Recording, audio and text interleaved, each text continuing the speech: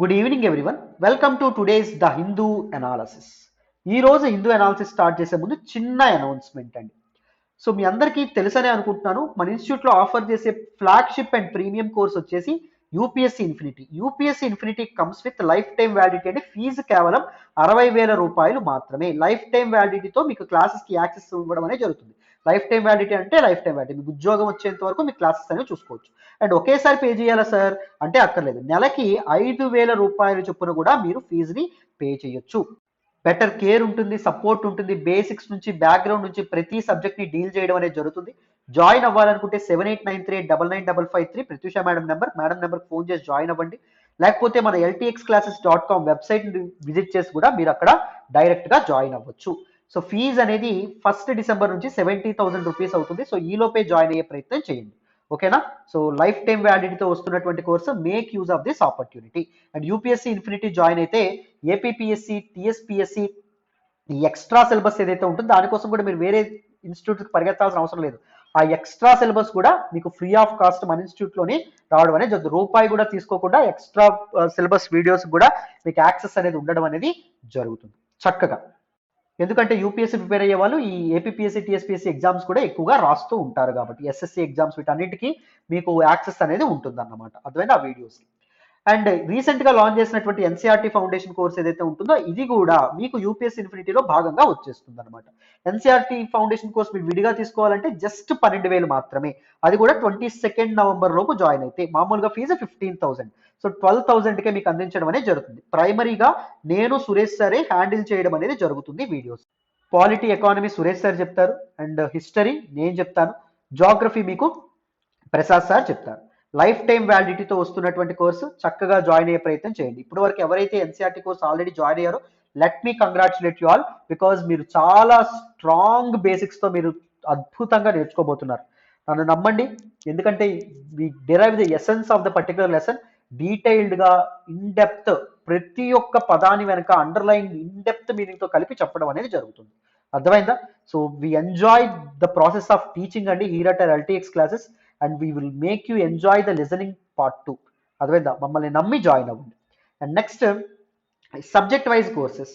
మీరు subject wise courses ఏవైనా తీసుకోవాలంటే, ఇప్పుడు పాలిటీ మీరు తీసుకోవాలనుకున్నా, లేకపోతే హిస్టరీ మీరు తీసుకోవాలన్నా, ఎకానమీ మీరు తీసుకోవాలన్నా, జాగ్రఫీ తీసుకోవాలన్నా జస్ట్ 5,000 రూపీస్ మాత్రమే.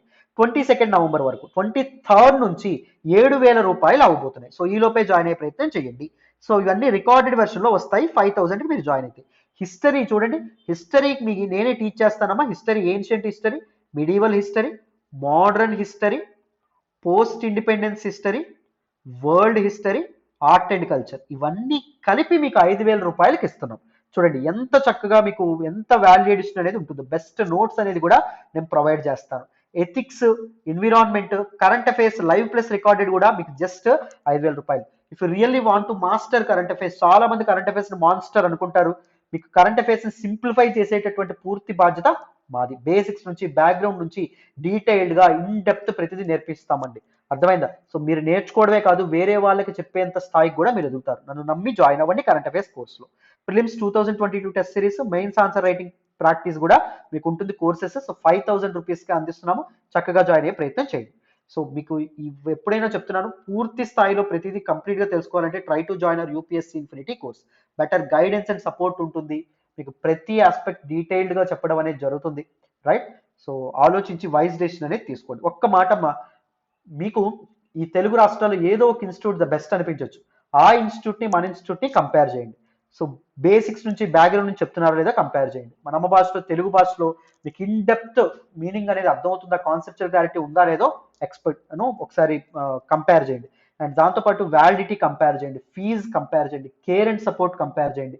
ఇవన్నీ కంపేర్ చేసిన తర్వాత if you feel like you are convinced with joining our institute, అప్పుడే మన ఇన్స్టిట్యూట్లో జాయిన్ అవ్వండి. డెమో వీడియోస్ చూడండి, అన్ని చూసిన తర్వాత జాయిన్ అవ్వండి. అండ్ మన ఇన్స్టిట్యూట్లో 5 ఆప్షనల్స్ కూడా ఉండడం అనేది జరిగింది.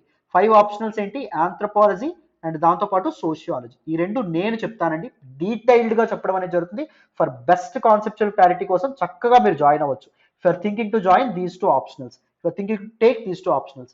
And second, political science and international relations, public administration, ఈ రెండు సురేష్ సార్ చెప్తారు, డీటెయిల్డ్గా చెప్తారు. సురేష్ సార్ ఎలా చెప్తారో మీకు తెలుసని అనుకుంటున్నాను, మీరు ఆల్రెడీ డెమో వీడియోస్ చూస్తున్నారు. And Telugu literature, Telugu literature Seethapathi sir చెప్తున్నారు. తెలుగు లిటరేచర్ నిన్న క్లాసెస్ అనేవి స్టార్ట్ అయినాయి. తెలుగు లిటరేచర్ నిన్న క్లాసెస్ అనేవి స్టార్ట్ అయినాయి. సో చక్కగా మీరు జాయిన్. తెలుగు లిటరేచర్ మీకు జస్ట్ 20,000 నుంచి అవైలబుల్గా ఉంటుంది మీరు సింగిల్ పేమెంట్ చేస్తే. సో వీటికి ఏమైనా మీరు సింగిల్ పేమెంట్ చేస్తే 25,000 మీకు మాత్రమే ఉండడం అనేది జరుగుతుంది. సో 5,000 లెక్కన కూడా కట్టుకోవాలంటే 30,000 అవుతుంది ఫీజు. సో చక్కగా జాయిన్ అయ్యే ప్రయత్నం చేయండి, మీకు చాలా వాల్యూ అడిషన్ అయితే ఉంటుంది. మళ్ళీ మళ్ళీ చెప్తున్నాను, రైట్. సో మరి ఫస్ట్ ఆర్టికల్ మాట్లాడదాం హిందూ అనాలిసిస్ లో, జాగ్రత్తగా వినండి. ఈ రోజు హిందూ అనాలిసిస్ లో మనం మాట్లాడుకునే మొదటి ఆర్టికల్ వచ్చేసి NRC only 1032 doubtful cases referred for review. Very very important article regarding GS paper 2M. This topic is related to population and associated issues. ఈ ఆర్టికల్ నేను ద హిందూలోని ఢిల్లీ ఎడిషన్ లో పేజ్ నెంబర్ 1 నుంచి సెలెక్ట్ చేసుకోవడం అనేది జరిగింది. So డీటెయిల్డ్గా అసలు ఎన్ఆర్సి అంటే ఏంటి అండ్ ఇక్కడ మనకి అస్సాంలో ఇష్యూ ఏంటి ఇవన్నీ డీటెయిల్డ్గా అర్థం చేసుకునే ముందు ఒక చిన్న మాట అండి. మన హిందూ అనాలిసిస్ వెనక కానీ మన యూట్యూబ్ ఛానల్లో అప్లోడ్ చేసేటటువంటి అన్ని వీడియోస్ వెనక కానీ చాలా టైమ్ ఆఫ్ ప్రిపరేషన్ అనేది ఉంటుంది, చాలా ఎఫర్ట్స్ అంటే ఉంటాయి అండ్ దాంతోపాటు చాలా హార్డ్ వర్క్ ఉంటుంది. If you really want to acknowledge our efforts and hour hard work, please do hit that like button and ఎలా ఉంది ఎక్స్ప్లెనేషన్ అనేది కామెంట్ బాక్స్లో తెలియజేయండి. అండ్ దాంతోపాటు మీ ఫ్రెండ్స్ అండ్ ఫెలో ఆస్పిరెంట్స్కి మన వీడియోస్ అనేవి ఉపయోగపడతాయని మీకు అనిపిస్తే please do share our videos. ఓకేనా నాన్న? మరి ఆర్టికల్ని డీటెయిల్డ్గా తెలుసుకునే ప్రయత్నం చేద్దాం, వినండి. ఈ ఆర్టికల్ మీకు అర్థం కావాలంటే మీకు 2 డిఫరెంట్ కాన్సెప్ట్స్ అనేవి అర్థం కావాలి. మొదట NRC national register of citizens అంటే ఏంటో అర్థం కావాలి అండ్ దాంతోపాటు అస్సాం అకార్డ్ అస్సాం ఒప్పందము అంటే ఏంటో కూడా మీకు అర్థం కావాలి. ఈ రెండు అర్థమైతే మీకు ఈ ఆర్టికల్ అనేది ఇన్ డెప్త్ డీటెయిల్డ్గా అర్థమైపోతుంది. జాగ్రత్తగా వినండి. First, national register of citizens. It is a register of citizens of India. భారత పౌరులుగా ఎవరైతే గుర్తింపబడతారో వాళ్ళ తాలూకా లిస్ట్, దట్ ఈస్ ఎన్ఆర్సి అని చెప్పడం అనేది జరుగుతుంది. ఎన్ఆర్సి ఓన్లీ వన్సే కండక్ట్ చేయడం అనేది జరిగింది. ఎప్పుడు కండక్ట్ చేశారమ్మా? 1951లో మన రాజ్యాంగం అనేది ఆమోదైన తర్వాత 1 సంవత్సరం తర్వాత this national register of citizens ఏదైతే ఉంటుందో దీన్ని ప్రిపేర్ చేయడం అనేది జరిగింది according to the census of 1951. 1951లో కండక్ట్ చేసినటువంటి జనాభా లెక్కల ప్రకారం దీన్ని కండక్ట్ చేయడం అనేది జరిగింది. అర్థమైందా? అయితే చూడండి, తర్వాత ఎప్పుడు ఎన్ఆర్సీని కండక్ట్ చేయలేదు, ఎందుకంటే దీనిలో చాలా చిక్కుముడులు ఉండడం అనేది జరిగింది. ఎందుకు అంటే ముఖ్యంగా ప్రాబ్లం ఏమైంది అంటే మీ అందరికీ తెలుసు 1947లో 2 చాలా మంచి దేశాలకి స్వాతంత్రం అనేది రావడం అనేది జరిగింది. బ్రిటిష్ ఇండియా ఏదైతే ఉంటుందో బ్రిటిష్ ఇండియా 2గా చీలిపోవడం అనేది జరిగింది. ఎలా చీలిపోయింది? ఇండియా పాకిస్తాన్ అనేటటువంటి 2 కంట్రీస్గా చీలిపోవడం అనేది జరిగింది. ఒకప్పుడు పాకిస్తాన్ ఏదైతే ఉంటుందో పాకిస్తాన్ కంప్రైజెస్ ఆఫ్ 2 పార్ట్స్. ఒకటి ఈస్ట్ పాకిస్తాన్, రెండవది వెస్ట్ పాకిస్తాన్. రెండు కంపోనెంట్స్ అనేవి పాకిస్తాన్లో భాగంగా ఉన్నాయి. ఈస్ట్ పాకిస్తాన్ తర్వాత బంగ్లాదేశ్ లిబరేషన్ వార్ ఏదైతే ఉంటుందో దాని తర్వాత ఈస్ట్ పాకిస్తాన్ బంగ్లాదేశ్గా మారడం అనేది జరిగింది. సో బంగ్లాదేశ్ లిబరేషన్ వార్ గురించి ఎవరికైనా తెలియకపోతే Bangladesh liberation war LTX classes అని చెప్పి కొట్టండి, మీకు అప్పుడు చక్కగా నేను చేసిన ఒక వీడియో అనేది వస్తుంది, డీటెయిల్డ్గా అది అర్థమవుతుంది. ఈస్ట్ పాకిస్తాన్ ఎందుకు బంగ్లాదేశ్ అయిందని మీకు అర్థమవుతుంది.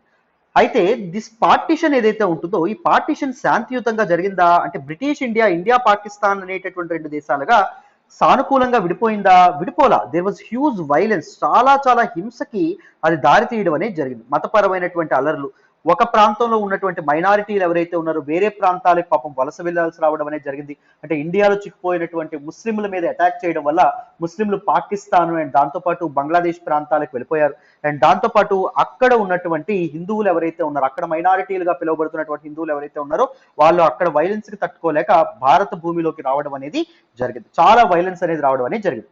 సో మెనీ ఇల్లీగల్ ఇమిగ్రెంట్స్ ఎవరైతే ఉన్నారో వాళ్ళు ఈ దేశంలోకి అడుగు పెట్టడం అనేది జరిగింది. This has always been a problem. అయితే 1951 నుంచి మొదలైనటువంటి this particular entering of illegal immigrants ఏదైతే ఉంటుందో అది it had reached its peak during 1971. 1971లో ఏం జరిగిందమ్మా? బంగ్లాదేశ్ లిబరేషన్ వార్ ఏదైతే ఉంటుందో అది జరిగింది.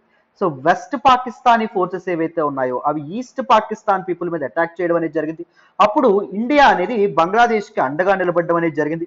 బంగ్లాదేశ్కి చెందినటువంటి నాయకులు, లీడర్స్ ఎవరైతే ఉన్నారో లీడర్స్ అండ్ దాంతోపాటు కామన్ పీపుల్ ఎవరైతే ఉన్నారో common people this military oppression ఏదైతే ఉంటుందో దాన్ని తట్టుకోలేక, అంటే పాకిస్తాన్ మిలిటరీ అప్రెషన్ తట్టుకోలేక వారు భారతదేశానికి వలస రావడం అనేది జరిగింది.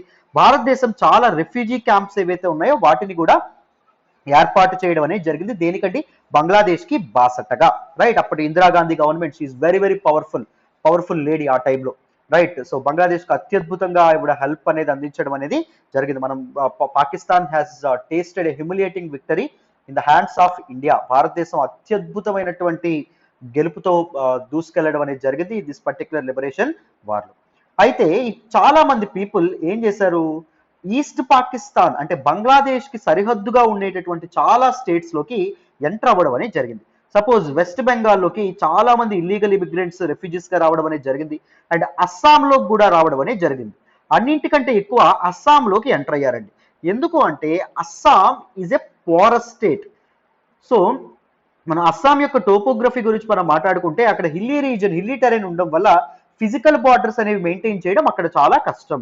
So people easily can penetrate into India. అస్సాంలోకి ఈజీగా బార్డర్ దాటి రావచ్చు. సో అలాంటి borders, north eastern borders are very vulnerable for illegal immigration అండి. సో చాలా మంది అస్సాంలోకి ఎంటర్ అయ్యారు. అయితే అస్సాంలోకి ఎంటర్ అయితే ఏమైంది, అస్సాం ప్రజలు ఎవరైతే ఉన్నారో అప్పటికే అక్కడ బతుకుతున్నటువంటి ప్రజలు ఇన్సెక్యూర్ ఫీల్ అయ్యారండి. చాలా మంది బంగ్లా కల్చర్ ఉండే వాళ్ళు ఎక్కువ మంది రావడం అనేది జరుగుతుంది. సో వీళ్ళ వల్ల అస్సామీస్ లాంగ్వేజ్ ఏదైతే ఉంటుందో ఇది మరుగున పడిపోతుంది.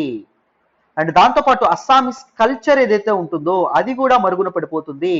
డెమోగ్రఫిక్ చేంజెస్ ఏవైతే ఉన్నాయో they are paving the way for cultural changes. Assam యొక్క కల్చర్ అనేది, సంస్కృతి అనేది కుంటు పడిపోతుంది. సో బంగ్లా కల్చరే అస్సాం అంతా మీకు కనిపిస్తుంది అని చెప్పి they felt very very insecure. So అప్పుడు ఒక విపరీతమైనటువంటి యాజిటేషన్ ఏదైతే ఉంటుందో, ఒక మహా ప్రొటెస్ట్ ఏదైతే ఉంటుందో, నిరసనలు ఏవైతే ఉన్నాయో అవి స్టూడెంట్స్, అస్సామీ స్టూడెంట్స్ ఎవరైతే ఉన్నారో వాళ్ళు మొదలు పెట్టడం అనేది జరిగింది. ఎప్పటి నుంచి ఎప్పటి వరకు 1979 నుంచి 1985 మధ్యలో 6 year లాంగ్ మూమెంట్, 6 సంవత్సరాల కాలం పాటు వీళ్ళు ఒక విప్లవం ఏదైతే ఉంటుందో దాన్ని చేయడం అనేది జరిగింది. ఎందుకు, ఫర్ డిపోర్టింగ్ ఆఫ్ ఇల్లీగల్ మైగ్రెంట్స్. మా రిసోర్సెస్ అనేవి వాళ్ళకి వెళ్ళిపోతున్నాయి, మా వనరులు అనేవి వాళ్ళకి వెళ్ళిపోతున్నాయి, మా లాంగ్వేజ్ ఏదైతే ఉంటుందో మా లాంగ్వేజ్ అనేది మసకబారిపోతుంది, మా లాంగ్వేజ్ అనేది అండర్మైన్ కాబడుతుంది. అండ్ దాంతోపాటు మా కల్చర్ ఏదైతే ఉంటుందో అది కూడా కంప్లీట్ గా కనుమరుగైపోతుంది. సో అర్జెంట్ గా ఇల్లీగల్ ఇమిగ్రెంట్స్ ఎవరైతే ఉన్నారో వాళ్ళని అస్సాం దాటి బయటికి తీసుకెళ్ళండి అని సెంట్రల్ గవర్నమెంట్ డిమాండ్ చేస్తూ ఆల్ అస్సాం స్టూడెంట్స్ యూనియన్ ఏదైతే ఉంటుందో ఆసు అని కూడా పిలవడం అనేది జరుగుతుంది. So they let this movement అమ్మ. సో ఈ మూమెంట్ కారణంగా 1985లో అస్సాం ఒప్పందం ఏదైతే ఉంటుందో, అస్సాం అకార్డ్ ఏదైతే ఉంటుందో అది సైన్ అవ్వడం అనేది జరిగింది. ఎప్పుడండి 1985లో అస్సాం అకార్డ్ అనేటటువంటిది సైన్ అవ్వడం అనేది జరిగింది. Assam accord is actually tripartite agreement, అంటే 3 parties చేసుకున్నటువంటి agreement. What are those 3 parties? ఫస్ట్ది central government, government of India. సెకండ్ది గవర్నమెంట్ ఆఫ్ అస్సాం యొక్క స్టేట్ గవర్నమెంట్. అండ్ దాంతోపాటు థర్డ్ దీస్ ప్రొటెస్టర్స్ ఎవరైతే ఉన్నారో వీళ్ళు కలిపి ఈ అస్సాం ఒప్పందం ఏదైతే ఉంటుందో దీన్ని చేసుకోవడం అనేది జరిగింది. So this Assam accord paved the way for deportation of illegal migrant. Deportation అంటే వెనక్కి పంపించడం. ఇల్లీగల్ ఇమిగ్రెంట్స్ ఎవరైతే ఉన్నారో, మైగ్రెంట్స్ ఎవరైతే ఉన్నారో వాళ్ళు వెనక్కి పంపించడానికి అస్సాం అకార్డ్ అనేది చేయబడడం అనేది జరిగింది. మరి what was the cut off date? Cut off date దేన్ని నిర్ణయించారు? మార్చ్ 25, 1971గా కట్ ఆఫ్ డేట్ ఏదైతే ఉంటుందో దీన్ని నిర్ణయించడం అనేది జరిగింది. అర్థమైందా? సో ఎందుకు మార్చ్ 25, 1971 నిర్ణయించడం అనేది జరిగింది? సో ఈ రోజున బంగ్లాదేశ్ లిబరేషన్ వార్ ఏదైతే ఉంటుందో అది ఎండ్ అవ్వడం అనేది జరిగింది. అంటే దీని అర్థం ఏంటి? మార్చ్ 25, 1971 తర్వాత వచ్చినటువంటి ఇమిగ్రెంట్స్ ఎవరైతే ఉన్నారో వాళ్ళందరినీ తిరిగి డిపోర్ట్ చేయాలి, వెనక్కి పంపించాలి. మార్చ్ 25, 1971 ముందు ఉన్నటువంటి పీపుల్ ఎవరైతే ఉన్నారో they can live in Assam, వాళ్ళందరూ అస్సాంలో ఉండొచ్చు అనేటటువంటి ప్రొవిజన్, అనేటటువంటి ఇదేదైతే ఉంటుందో దాన్ని తీసుకురావడం అనేది జరిగిందమ్మా. బట్ తర్వాత కూడా చాలా ప్రొటెస్ట్ అనేది చేయడం అనేది జరిగింది. చాలా మంది ఏంటి అంటే this cut off date is wrong, ఎందుకంటే ఇల్లీగల్ మైగ్రెంట్స్ ఇప్పటి నుంచే రాలేదు, 1951 నుంచి ఇండియా పాకిస్తాన్ విడిపోయిన నుంచి ఇల్లీగల్ ఇమిగ్రెంట్స్ ఎవరైతే ఉన్నారో వాళ్ళు రావడం అనేది జరుగుతుంది. So government should revise the cut off date to 1951 అనే విధంగా చాలా మంది డిమాండ్స్ అనేవి లేవనెత్తడం అనేది జరిగింది. అండ్ ఈ అస్సాం అకార్డ్ లో నిర్ణయించబడినటువంటి ఇంకొక ఇంపార్టెంట్ ఆస్పెక్ట్ ఏంటి అంటే conducting of NRC national register of citizens for Assam. అస్సాంకి ఎన్ఆర్సి ఏదైతే ఉంటుందో అది తప్పకుండా కండక్ట్ చేయాలి అని చెప్పి డిసైడ్ చేయడం అనేది జరిగింది. కట్ ఆఫ్ డేట్ ఏంటి? మార్చ్ 25, 1971. సో మార్చ్ 25, 1971 తర్వాత వచ్చినటువంటి వాళ్ళు they will not be included in NRC. ఎన్ఆర్సీలో వాళ్ళు భాగంగా ఉండరు, బట్ ముందు వాళ్ళు ఎన్ఆర్సీలో వీళ్ళు భాగంగా ఉండడం అనేది జరుగుతుంది అని మనకి చెప్పడం అనేది జరిగింది. సో మీకు ఎన్ఆర్సీ అంటే ఏంటి, అస్సాం అకార్డ్ అంటే ఏంటి, వీటి తాలూకు బ్యాక్గ్రౌండ్ అనేది అర్థమైందని అనుకుంటున్నాను. నౌ మనకి న్యూస్ ఆర్టికల్లో ఏం చెప్పారో ఎక్స్ప్లెయిన్ చేసే ప్రయత్నం చేస్తాను, వినండి. సో ఇక్కడ హిందూలో ఇచ్చినటువంటి ఇన్ఫోగ్రాఫిక్ చూడండి. What is NRC? National register of citizens అంటే ఏంటి? ఈ suppose to be list of all genuine Indian citizens. భారత పౌరుల తాలూకా లిస్ట్ అండి, అర్థమైందా? At present only Assam has such a register. Only అస్సాంలో మాత్రమే ఈ రిజిస్టర్ అనేది ఎన్ఆర్సీ అనేది కండక్ట్ చేయడం అనేది జరుగుతుంది. ఎందుకంటే అస్సాం అకార్డ్ 1985లో సైన్ అయినటువంటి అస్సాం అకార్డ్లో దిస్ పర్టికులర్ ఎన్ఆర్సీ కండక్షన్ అనేటటువంటిది మెన్షన్ చేయబడి ఉంది కాబట్టి. అయితే ఎన్ఆర్సీ ఫైనల్ గా ఎప్పుడు డ్రాఫ్ట్ చేశారు అంటే 2008లో ఎన్ఆర్సీ కండక్ట్ చేసి these people belong to NRC, అంటే these people are citizens of India, national register of citizens లో వీళ్ళు మాత్రమే భాగం అని చెప్పి ఒక డ్రాఫ్ట్ అనేది, ఒక ముసాయిదా అనేది జూన్ 2018లో ఇవ్వడం అనేది జరిగింది. అండ్ జూన్ 2019లో కూడా దాన్ని ఇవ్వడం అనేది జరిగింది. ఈ రెండు ముసాయిదాలు ఏవైతే ఉన్నాయి, డ్రాఫ్ట్స్ ఏవైతే ఉన్నాయో, దే ఎక్స్క్లూడెడ్ 41 lakh పీపుల్. మొత్తం అస్సాంలో 3.29 crores 3,29,00,000 ఎన్ఆర్సీకి అప్లై చేసుకుంటే అందులో 41 లక్షల మంది పీపుల్ ఏకంగా ఎన్ఆర్సీలో చోటు సంపాదించుకోలేకపోవడం అనేది జరిగిందాం. అండ్ అందులో ఈ 41లో 36 lakh people reapplied for the inclusion of at various NRC Seva కేంద్రాస్. సో డిఫరెంట్ ఎన్ఆర్సీ సేవా కేంద్రాస్ మళ్ళీ అప్లై చేసుకున్నారు, మళ్ళీ ఒకసారి రివ్యూ చేయండి మా తాలూకు నేమ్స్ ఏవైతే ఉన్నాయో నేమ్స్ అని చెప్పారు.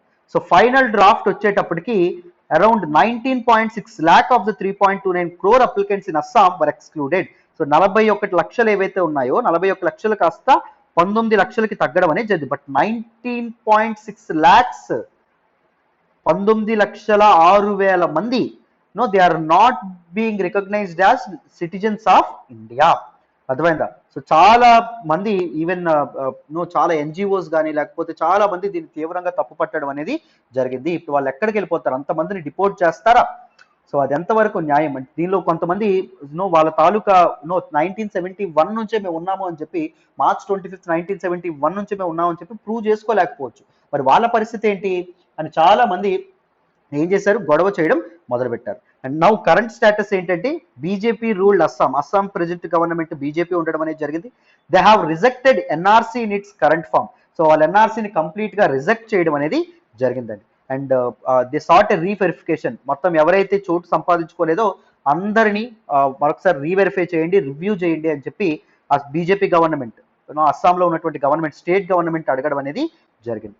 So as many as 1,032 doubtful cases in the final draft referred to the official seeking action అని చెప్పి చెప్తున్నారు. ఒక అఫీషియల్ ఎవరైతే ఉన్నారో, ముఖ్యంగా అస్సాంలో ఎన్ఆర్సీని మానిటర్ చేస్తున్నటువంటి ఒక ఇంపార్టెంట్ అఫీషియల్, ఆయన ఏం చెప్పడం అనేది జరిగిందంటే 19,06,000 మంది ఏవైతే ఫైనల్ డ్రాఫ్ట్ ఉందో అందులో 1,000 డౌట్ఫుల్ కేసెస్ని మాత్రమే రివ్యూ చేస్తున్నాము.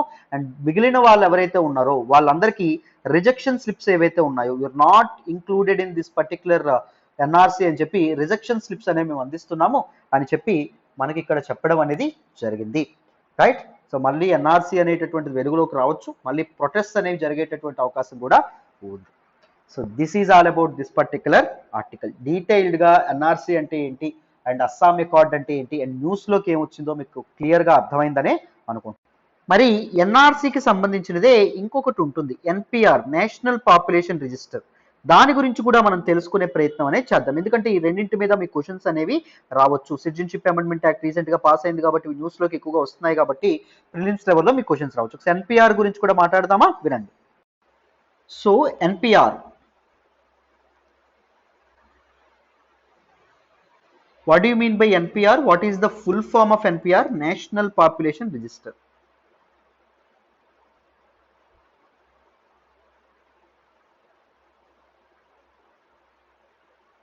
Right? So NPR is, if you talk about the definition of NPR, it is just a list of usual residents of India.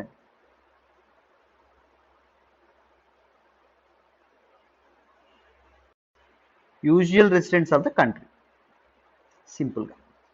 Right sir, usual residents అని అంతా ఈజీగా చెప్పేశారు సార్. అసలు ఇంతకీ యూజువల్ రెసిడెంట్స్ అంటే ఎవరు సార్? ఈ usual residents of the country is one who has been residing in a local area. ఒక లోకల్ ఏరియాలో ఉంటున్నటువంటి వ్యక్తి ఫర్ అట్లీస్ట్ 6 months అమ్మ. సో 6 నెలలుగా వాడు ఉన్నటువంటి ప్రాంతంలో ఉంటున్నటువంటి వ్యక్తి, లేకపోతే తర్వాత 6 నెలలు, next 6 months if is intended to stay at that particular location only, వాళ్ళ లిస్ట్ కూడా, వాళ్ళ పేర్లు కూడా దీనిలో నమోదు అవ్వడం అనేది జరుగుతుంది. సో ఇక్కడ ఒక వ్యక్తి అన్నాం కానీ భారతీయుడు అనలేదు, ఇక్కడ సిటిజన్షిప్ ఇక్కడ రాదు. సో మనకి ఇది ఏదైతే ఉంటుందో, ఎన్పిఆర్ ఏదైతే ఉంటుందో, it also notes down the foreigners in India. ఇండియాలో ఉండేటటువంటి విదేశీయుల్ని కూడా ఎన్పిఆర్ లిస్ట్ లో చేర్చడం అనేది జరుగుతుంది. It is national population register is the list of usual residents of the country. What do you mean by usual residents of the country? Usual resident of the country is the one who has been residing in a local area for at least 6 months or intends to stay in a particular location for the next 6 months. Next 6 months ఒకవేళ ఉండాలనుకున్న ఆ వ్యక్తిని ఆ రిజిస్టర్లో చేర్చడం అనేది జరుగుతుంది. So what are the legal provisions of NPR? దేన్ని base చేసుకుని ఎన్పిఆర్, ఏ చట్టాన్ని బేస్ చేసుకుని ఎన్పిఆర్ ఏదైతే ఉంటుందో ఎన్పిఆర్ని తీసుకుంటున్నారు, డేటాని కలెక్ట్ చేస్తున్నారు? NPR is prepared under the provisions of citizenship act of 1955 అండి, పార్లమెంట్ చేసినటువంటి చట్టం 1955. అండ్ దాంతోపాటు citizenship rules 2003. These rules were notified by central government. And గుర్తుపెట్టుకోండి, it is mandatory for every usual resident of the country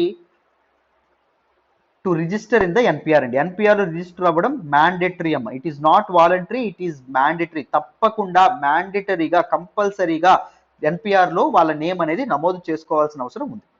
so NPR data ఏదైతే ఉంటుందో అది first ఎప్పుడు collect చేశారు అంటే 2010లో కలెక్ట్ చేయడం అనేది జరిగింది, అలాంగ్ విత్ 2011 సెన్సస్. 2011లో మనకేంటి జనాభా లెక్కలు ఉందా, 2011 జనాభా లెక్కల ముందు మొదటిసారి ఎన్పిఆర్ కలెక్ట్ చేయడం అనేది జరిగింది. అండ్ 2015లో 2015లో ఈ పర్టికులర్ డేటా ఏదైతే ఉంటుందో దీన్ని అప్డేట్ చేయడం అనేది జరిగింది. ఎన్పిఆర్ డేటాని అప్డేట్ చేశారు. 2010లో ఏం కనుక్కోలేదు అంటే ఆధార్ ఏదైతే ఉంటుందో, ఆధార్, మొబైల్ నెంబర్ ఇవన్నీ కనుక్కోలేదు. బట్ 2015లో డోర్ టు డోర్ సర్వే చేయడం అనేది జరిగింది. డోర్ టు డోర్ సర్వే చేసి ఏం చేశారు, ఆధారు, బయోమెట్రిక్ అప్డేషన్ ఇవన్నీ చేయడం అనేది జరిగింది.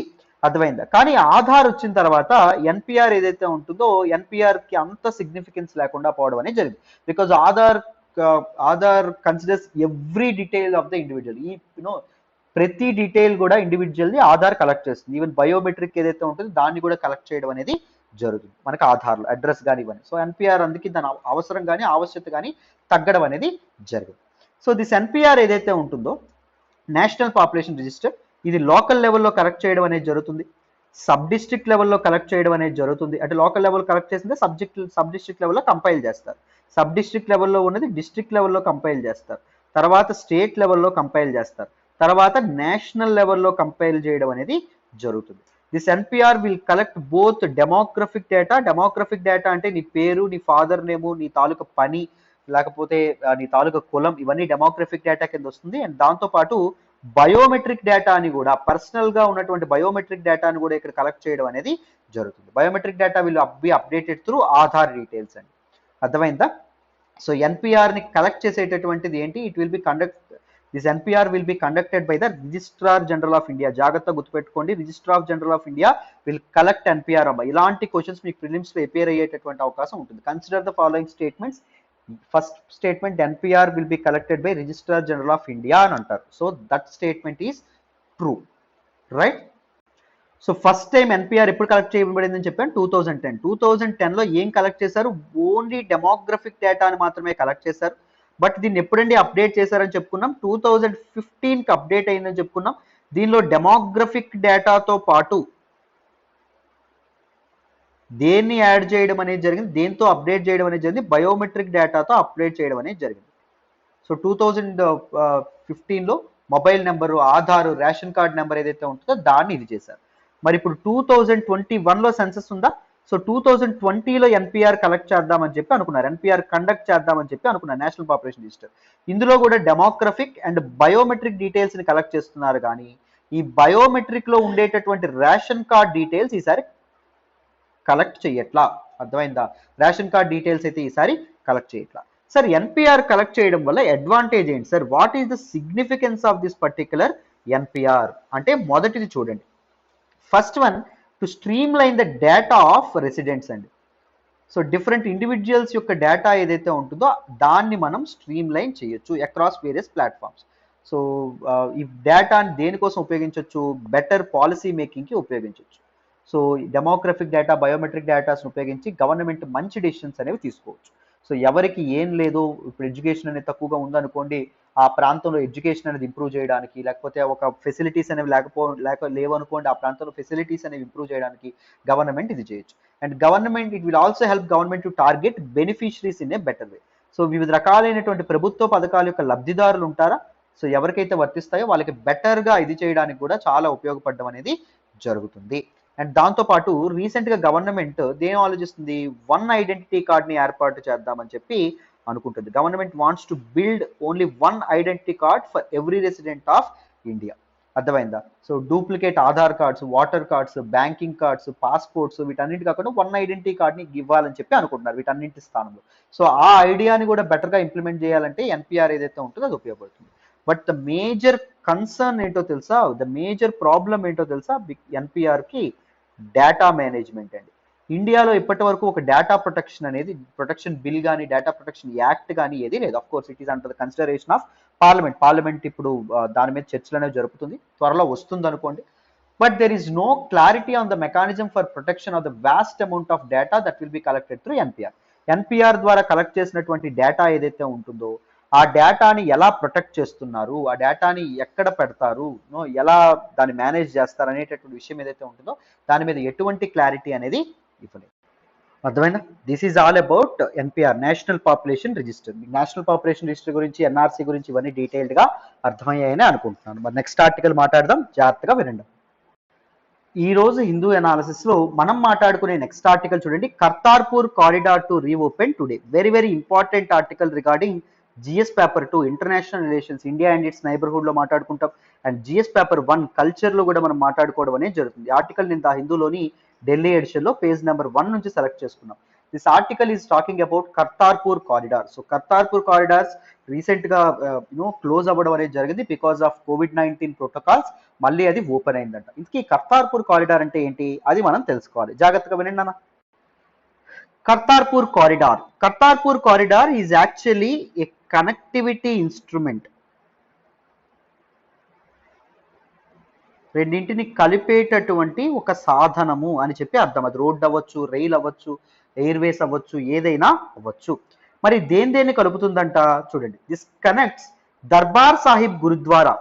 సో మనకి పాకిస్తాన్లో ఉన్నటువంటి దర్బార్ సాహిబ్ గురుద్వారా ఏదైతే ఉంటుందో, పాకిస్తాన్లోని కర్తార్పూర్లో ఉన్నటువంటి Darbar Sahib gurdwara in Narowal districts of Pakistan with the Dera Baba Nanak shrine in Gurdaspur district in India's Punjab province. ఈ రెండింటినీ కలపడం అనేది జరుగుతుంది అనమాట. సో ఈ కర్తార్పూర్ అగ్రిమెంట్ ఏదైతే ఉంటుందో అది ఇండియా పాకిస్తాన్ మధ్య 2019 12 నవంబర్ 2019లో జరగడం అనేది జరిగింది. It was built to commemorate 550th birth anniversary celebrations of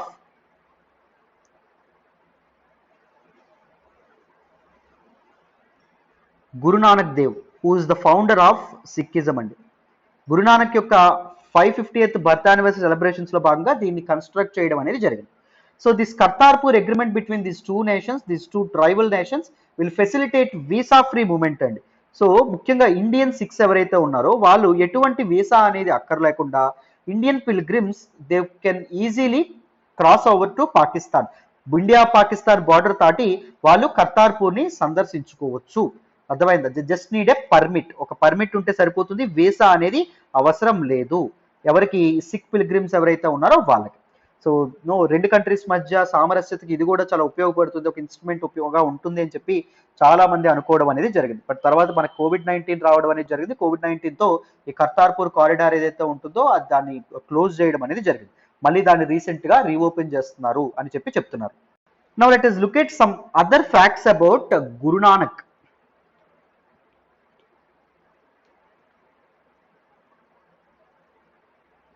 Guru Nanak, he is actually the founder of Sikhism అండి.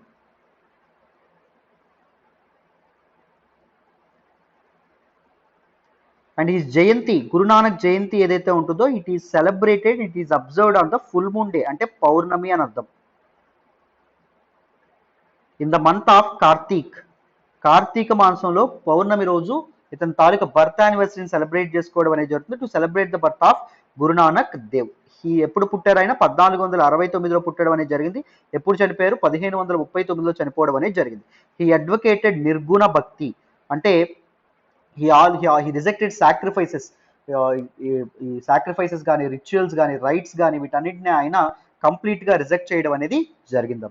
అర్థమైందా? ఓన్లీ నిర్గుణ భక్తి అంటే ఐ మీన్ ఓన్లీ వర్షిప్ ద్వారా, భక్తి ద్వారా మాత్రమే మనం దేవుణ్ణి చేరుకోగలము, భక్తి ద్వారా మాత్రమే మనం ఆ అల్టిమేట్ మోక్ష ఏదైతే ఉంటుందో దాన్ని ఫీల్ అవ్వగలము అని ఈయన చెప్పడం అనేది జరిగింది.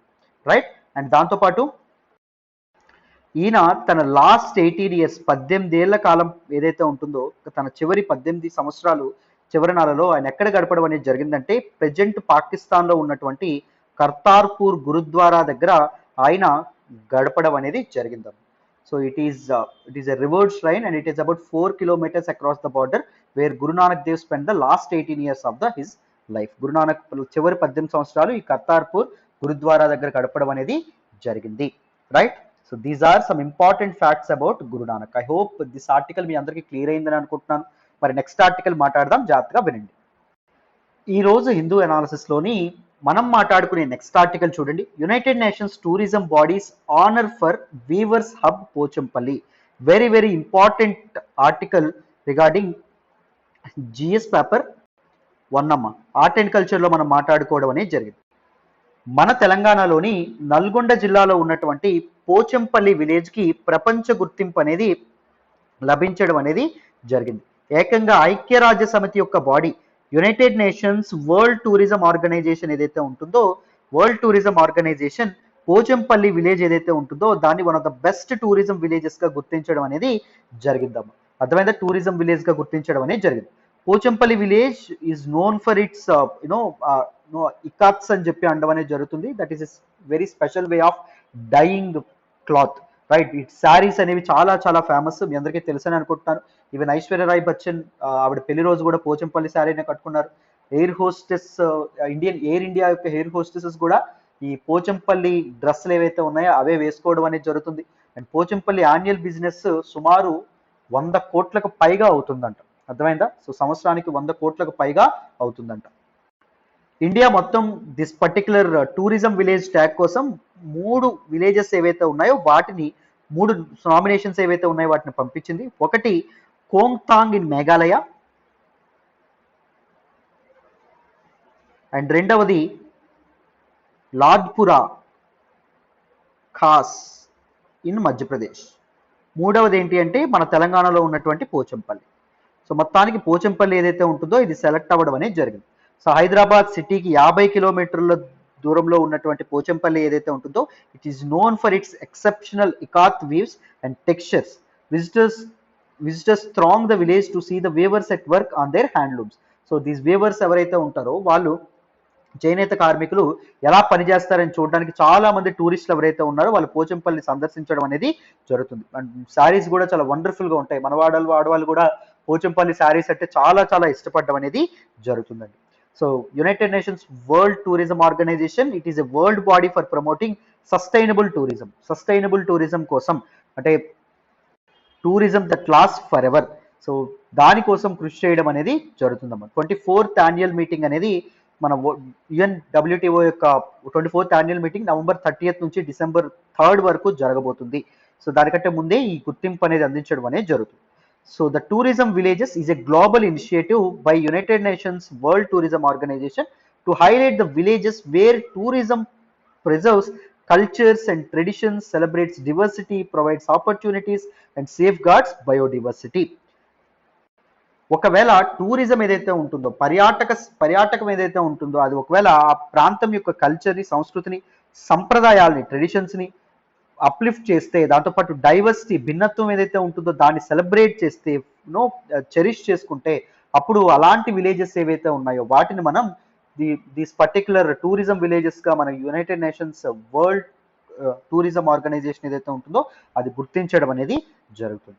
రైట్. సో మనకి యూనియన్ కల్చర్ మినిస్టర్ అయినటువంటి కిషన్ రెడ్డి గారు కూడా ఈ రికగ్నిషన్ హెయిల్ చేయడం అనేది జరిగింది. అండ్ టిఆర్ఎస్ పార్టీకి చెందినటువంటి కేటీ రామారావు గారు కూడా he was very delighted to know Pochampalli village was selected as one of the best tourism villages by the United Nations World Tourism Organization అని చెప్పి ఆయన కూడా చెప్పడం అనేది జరిగింది. So this is all about this particular article. డీటెయిల్డ్గా ఈ article అనేది మీకు అర్థమైందని అనుకుంటున్నాము. నెక్స్ట్ ఆర్టికల్ మాట్లాడదాం, జాగ్రత్తగా వినండి. ఈ రోజు హిందూ అనాలిసిస్లో మనం మాట్లాడుకునే నెక్స్ట్ ఆర్టికల్ చూడండి. Navy's plan for a 170 ship force on course. Very very important article regarding GS paper 3 defence టెక్నాలజీలో మనం మాట్లాడుకోవడం అనేది జరుగుతుంది. ఈ ఆర్టికల్ని ద హిందూలోని ఢిల్లీ ఎడిషన్లో పేజ్ నెంబర్ 8 నుంచి సెలెక్ట్ చేసుకోవడం అనేది జరిగిందని. జాగ్రత్తగా వింటే క్లియర్గా మీకు ఈ ఆర్టికల్ అర్థమైపోతుంది. జాగ్రత్తగా వినండి. ఏం లేదన్న, Indian navy has envisaged for making 200 ships. 2027 కల్లా మన ఫ్లీట్లో 200 షిప్స్ అనేవి తప్పకుండా ఉండాలని చెప్పి వాళ్ళు టార్గెట్ పెట్టుకోవడం అనేది జరిగింది. But recently the target was revise to 170 ships. 2027కి 170 షిప్స్ అనేవి మన ఫోర్స్లో భాగంగా ఉండాలి అని చెప్పి అనుకోవడం అనేది జరిగింది. Of course there was some changes proposed in the timelines of commissioning the ships. But ఇప్పుడు మన ఇండియన్ నేవీ దగ్గర ఎంత ఉన్నాయి? 130 షిప్స్ ఉన్నాయి. అంటే ఇంకా 7 ఏళ్లలో ఇంకొక 40 షిప్స్తో తప్పకుండా ముందుకు రావాలి. అండ్ అరౌండ్ 39 షిప్స్ ఏవైతే ఉన్నాయో they are under construction. So different dockyards ఏవైతే ఉన్నాయి, నేవల్ డాక్ యార్డ్స్లో అవి కన్స్ట్రక్షన్ స్టేజ్లో ఉండడం అనేది జరిగింది అని చెప్పి వైస్ అడ్మైరల్ అయినటువంటి గోర్బడే చెప్పడం అనేది జరిగిందమ్మా. Naval staff vice chief of naval staff SN Ghormade so మన హిందూతో మాట్లాడుతూ చెప్పడం అనేది జరిగింది. అండ్ దాంతోపాటు it is the time to expand our capabilities and capacity. మనం వీలైనంత ఎక్కువగా క్యాపబిలిటీ అనేది పెంచాలి. ఎందుకంటే China has always been dominant in the Indian Ocean region. Present geopolitics ఏవైతే ఉన్నాయో ఇండియన్ ఓషన్ రీజియన్ చుట్టూ తిరగడం అనేది జరిగింది. And this China want to dominate this particular region. So China ఫ్యాక్టర్ని మనం కౌంటర్ బ్యాలెన్స్ చేయాలి అంటే తప్పకుండా మన నేవల్ ఫ్లీట్ ఏదైతే ఉంటుందో దాన్ని మనం సిగ్నిఫికెంట్గా పెంచాలనే విధంగా ఈయన చెప్పడం అనేది జరిగింది. అర్థమైందా? రీసెంట్గా మీరు గమనిస్తే ప్రాజెక్ట్ 15B ఏదైతే ఉంటుందో, project 15B was actually signed in 2011. ఎందుకంటే ఈ సైన్ చేయడం అనేది జరిగింది for the construction of 4 ships, 4 ships construction కోసం. సో ఇందులో మొదటి షిప్ ఏదైతే ఉంటుందో అది రీసెంట్గా కమిషన్ చేశారు. That is missile destroyer Visakhapatnam. దానికి పేరు విశాఖపట్నం అని, అంటే ఊర్ల పేరు పెట్టారు. 4 సిటీస్ నేమ్స్ పెట్టారనమాట ఈ 4 షిప్స్కి. ఫస్ట్ ఇది విశాఖపట్నం కమిషన్ చేయబడడం అనేది జరిగింది. రెండవది ఏంటి అంటే Marmugao which is a city in Goa. థర్డ్ది ఏంటి అంటే Imphal which is a city in Manipur. Fourth one ఏంటి అంటే సూరత్.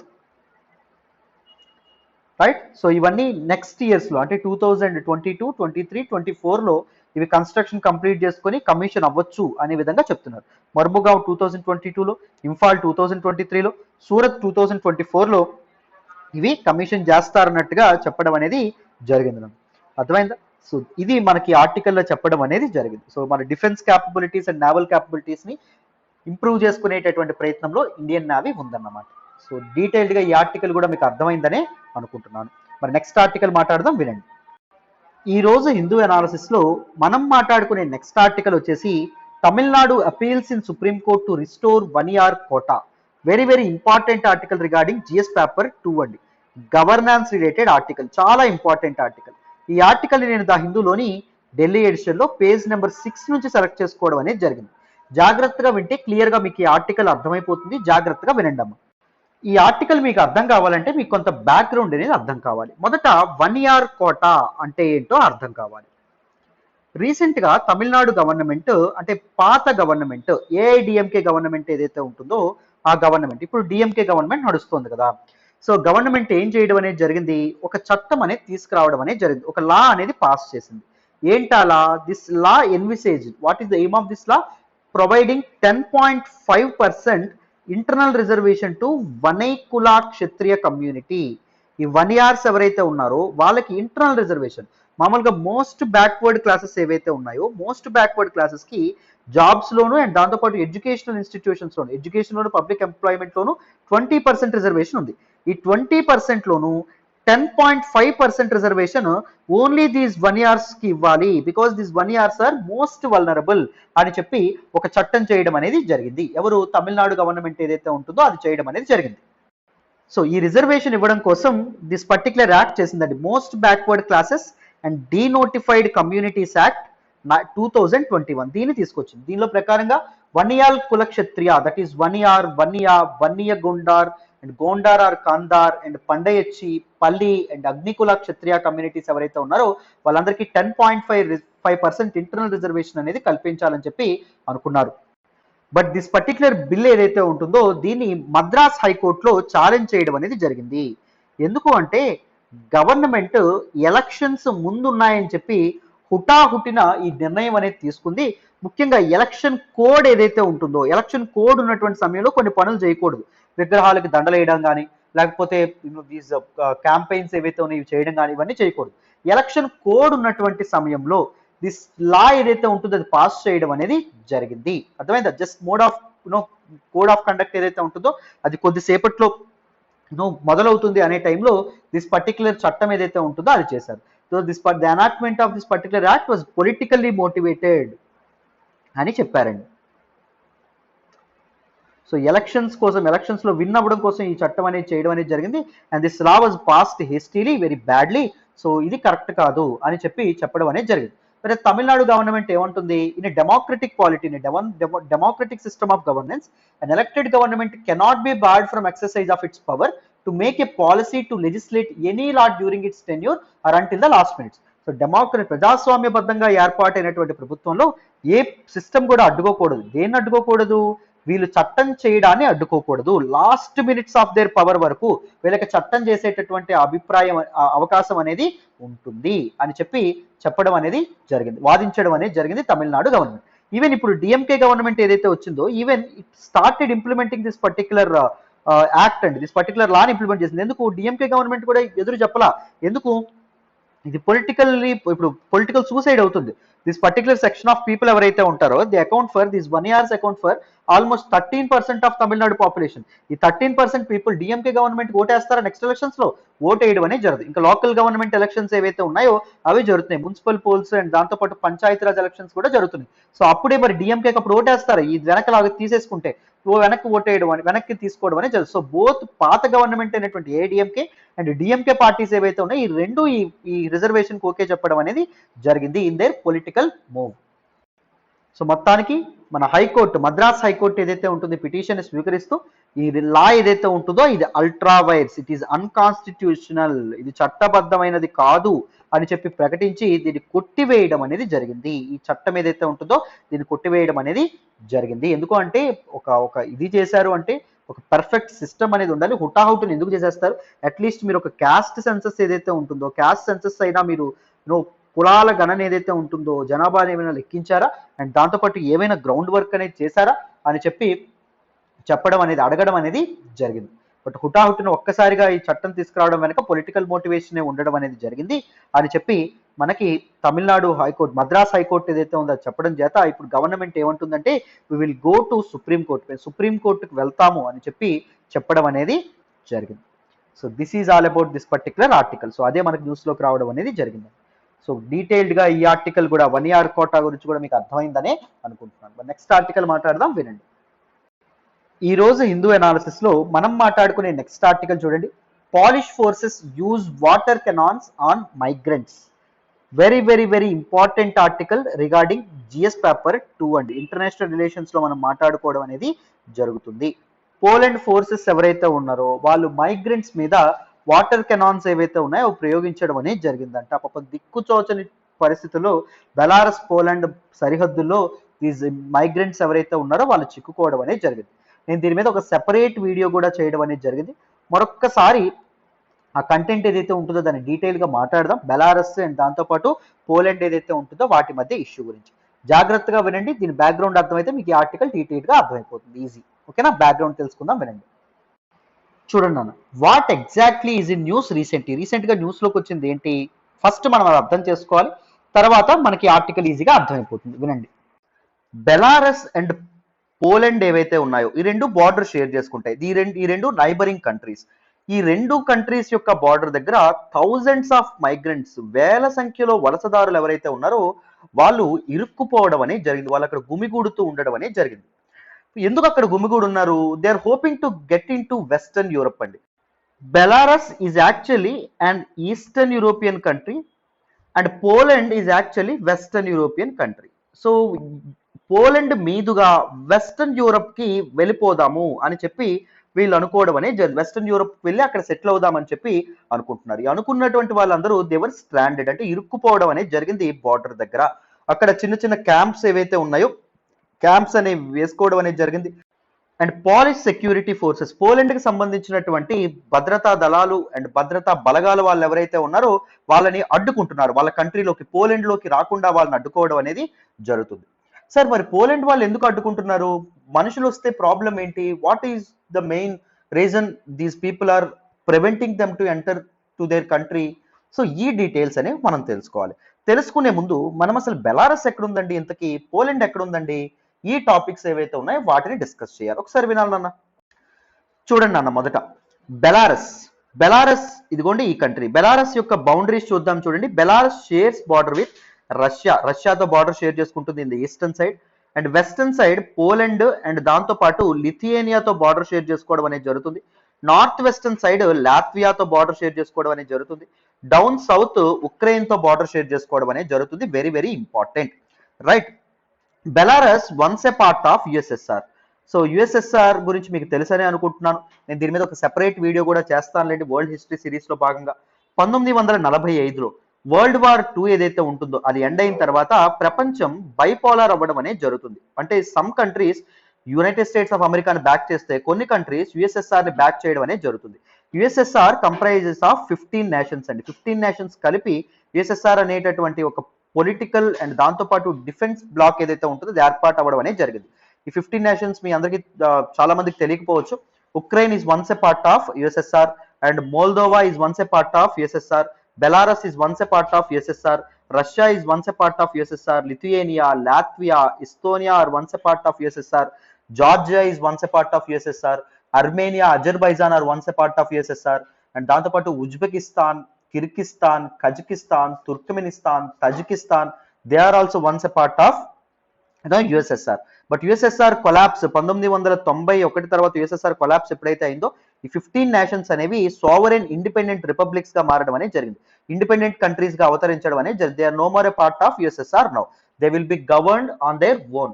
వాళ్ళ తాలూకా డిఫెన్స్, ఎకానమీ అండ్ దాంతో పాటు అడ్మినిస్ట్రేషన్ కంప్లీట్ గా వాళ్ళ చేతుల్లోనే ఉండడం అనేది జరుగుతుంది. అర్థమైందా? సో నౌ లిథియేనియా ఏదైతే ఉంటుందో లిథియేనియా ఇప్పుడు ప్రెజెంట్ యూరోపియన్ యూనియన్ లో భాగంగా ఉంది. లాత్వియా కూడా యూరోపియన్ యూనియన్ లో భాగంగా ఉంది. ఎస్తోనియా కూడా యూరోపియన్ యూనియన్ లో భాగంగా ఉండడం అనేది జరిగింది. అండ్ పోలాండ్ కూడా యూరోపియన్ యూనియన్ లో భాగంగా ఉండడం అనేది జరిగింది. ఈవెన్ స్లోవాకియా, హంగేరీ, రొమానియా ఇవి కూడా యూరోపియన్ యూనియన్ లో భాగంగా ఉండడం అనేది జరిగింది. రైట్. యూరోపియన్ యూనియన్ మీకు తెలుసని అనుకుంటున్నాను. It is a black of 27 countries అండి. మొన్నటి వరకు 28 కంట్రీస్ కలిపి ఉండేది. అంటే యునైటెడ్ కింగ్డమ్ కూడా యూరోపియన్ యూనియన్ లో కలిపి ఉండేది. బట్ బ్రెక్సిట్ ద్వారా, బ్రిటన్ అనేది ఎగ్జిట్ అవ్వడం ద్వారా ఎప్పుడైంది, మొన్న January 1, 2021తో యూకే అనేది బయటకు వెళ్ళిపోవడం అనేది జరిగింది. యూరోపియన్ యూనియన్ నుంచి బయటకు వెళ్ళిపోవడం అనేది జరిగింది. అది సెపరేట్ అయిపోవడం అనేది జరిగింది. మళ్ళీ యూరోపియన్ యూనియన్ 27 కంట్రీస్ బ్లాక్ గా అవతరించడం అనేది జరిగింది. రైట్. అండ్ ఇక్కడ ఇంపార్టెంట్ జాగ్రఫికల్ ఎలిమెంట్స్ చూడండి అమ్మా. మీకు ఇక్కడ కనిపిస్తున్నటువంటిది బాల్టిక్ సీ. బాల్టిక్ సీతో మొత్తం ఎన్ని కంట్రీస్ షేర్ చేసుకుంటాయి బార్డర్? 9 కంట్రీస్ షేర్ చేసుకోవడం అనేది జరుగుతుంది. జాగ్రత్తగా గుర్తుపెట్టుకోవాలి. బాల్టిక్ సీతో 9 కంట్రీస్ షేర్ చేసుకుంటాయి. అందులో రష్యా కూడా మనకి బాల్టిక్ సీతో బార్డర్ ఏదైతే ఉంటుందో బార్డర్ షేర్ చేసుకోవడం అనేది జరుగుతుంది. నేను ఒక క్వశ్చన్ అడుగుతాను, చెప్పండి. బాల్టిక్ సీతో బార్డర్ షేర్ చేసుకునేటటువంటి నార్డిక్ కంట్రీస్ ఏంటి? నాకు కామెంట్ బాక్స్ లో తెలియజేయండి. అసలు నార్డిక్ కంట్రీస్ ఏంటో ఫస్ట్ చెప్పండి. తర్వాత బాల్టిక్ సీతో బార్డర్ షేర్ చేసుకునేటటువంటి నార్డిక్ కంట్రీస్ ఏంటో నాకు కామెంట్ బాక్స్ లో తెలియజేయండి. ఎంతవరకు కరెక్ట్ గా చెప్తారో చూద్దాం. రైట్. బాల్టిక్ సీతో రష్యా కూడా బార్డర్ షేర్ చేసుకోవడం అనేది జరుగుతుంది. ఇక్కడ చిన్న పార్ట్ ఉంది చూసారా, ఇక్కడ Russia and this is also a part of Russia. దీన్ని ఏమంటారు అంటే కాలింగ్రాడ్ నో ఒబ్లాస్ట్ అని చెప్పి అనడం అనేది జరుగుతుంది. ఇక్కడ రాస్తున్నాను చూడండి, ఒబ్లాస్ట్ అంటారు. ఒబ్లాస్ట్ అంటే ఇట్ ఈజ్ మనకి మన ఇండియాలో యూనియన్ టెరిటరీ అంటాం కదా, సో రష్యాలో ఒబ్లాస్ట్ అంటే యూనియన్ టెరిటరీ అని చెప్పి అర్థం. ఇట్స్ ఎ ఫెడరల్ సబ్జెక్ట్ అని అర్థం, అంటే సెంట్రల్ గవర్నమెంట్ డైరెక్ట్ గా దీన్ని అడ్మినిస్టర్ చేయడం అనేది జరుగుతుంది. 1945 ముందు, అంటే వరల్డ్ వార్ 2 ముందు దిస్ పార్ట్ ఏదైతే ఉంటుందో, దిస్ కలింగ్రాడ్ ఒబ్లాస్ట్ ఏదైతే ఉంటుందో, it is a part of Germany అండి. It is a German territory. కానీ వరల్డ్ వార్ 2 అయిపోయిన తర్వాత, వరల్డ్ వార్ 2 ఎవరెవరి మధ్య జరుగుతుంది? ఎలైడ్ పవర్స్ అండ్ దాంతో పాటు యాక్సిస్ పవర్స్ కి మధ్య జరగడం అనేది జరుగుతుంది. దీనిలో ఎవరు గెలుపొందుతారు? ఎలైడ్ పవర్స్ గెలుపొందుతారు. యాక్సిస్ పవర్స్ ఎవరైతే ఉన్నారో వీళ్ళు ఓడిపోవడం అనేది జరుగుతుంది. ఎలైడ్ పవర్స్ లో ఎవరండి సభ్యులుగా ఉన్నారు? సో అమెరికా గానీ, యూకే గానీ, రష్యా గానీ వీళ్ళందరూ సభ్యులుగా ఉండడం అనేది జరుగుతుంది. అర్థమైందా? యాక్సిస్ పవర్స్ లో జపాన్, జర్మనీ ఇవన్నీ ఉంటాయండి. అర్థమైందా? జర్మనీ ఓడిపోతుంది కాబట్టి జర్మనీ యొక్క టెరిటరీస్ ఏవైతే ఉన్నాయో వాటిని, సో ఆ టెరిటరీ అయినటువంటి దిస్ కాలింగ్రాడ్ ఒబ్లాస్ట్ ఏదైతే ఉంటుందో దాన్ని ఏం చేస్తారు? రష్యా అనేది లాక్కోవడం అనేది జరుగుతుంది జర్మనీ నుంచి. These are some important aspects అండి. జాగ్రఫీ తెలుసుకున్న తర్వాతే మనం మీకు డీటెయిల్డ్ గా క్లారిటీ అనేది రావడం అనేది జరుగుతుంది. గుర్తుపెట్టుకోండి, బెలారస్ పోలాండ్ తో బార్డర్ షేర్ చేసుకుంటుంది, లిథియేనియాతో బార్డర్ షేర్ చేసుకుంటుంది, లాట్వియాతో కూడా బార్డర్ షేర్ చేసుకుంటుంది. These are very important for this particular discussion. జాగ్రత్తగా గుర్తుపెట్టుకోండి. నెక్స్ట్ చూడండి అమ్మా. So before understanding the background of this particular aspect, let us try to understand what exactly is refugee crisis.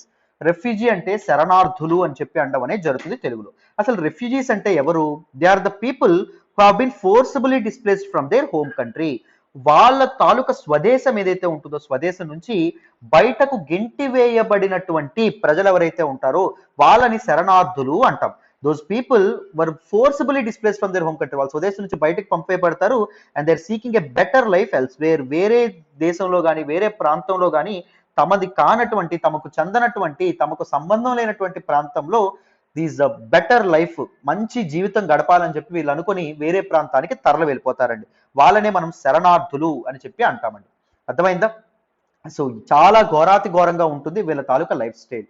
So మనకి తల్లి లేదని చెప్పుకోవచ్చు, తండ్రి లేదని చెప్పుకోవచ్చు, కుటుంబం లేదని చెప్పుకోవచ్చు, భార్య లేదని చెప్పుకోవచ్చు, కానీ నాకంటూ ఒక దేశం లేదని చెప్పుకోవడం ఎంత ఘోరమైనటువంటి ఆస్పెక్టో మీరు ఆలోచించండి. అంతకంటే ఘోరమైనటువంటి పరిస్థితి ఒక మనిషికి ఎదురవుతుందా?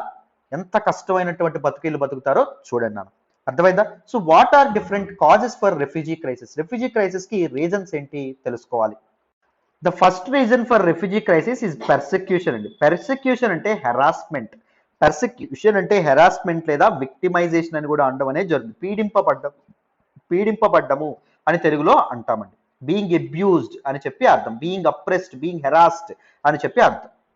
వాళ్ళ స్వదేశంలో సోషల్ రీజన్స్ వల్ల కానీ, రిలీజియస్ రీజన్స్ వల్ల కానీ, పొలిటికల్ రీజన్స్ వల్ల కానీ వాళ్ళని పీడిస్తే, వాళ్ళని అబ్యూజ్ చేస్తే, వాళ్ళని హెరాస్ చేస్తే దోస్ పీపుల్ ఏం చేస్తారు? వేరే ప్రదేశాలకు తరలి వెళ్ళడం అనేది జరుగుతుంది, వేరే దేశాలకు వాళ్ళు తరలి వెళ్ళడం అనేది జరుగుతుంది.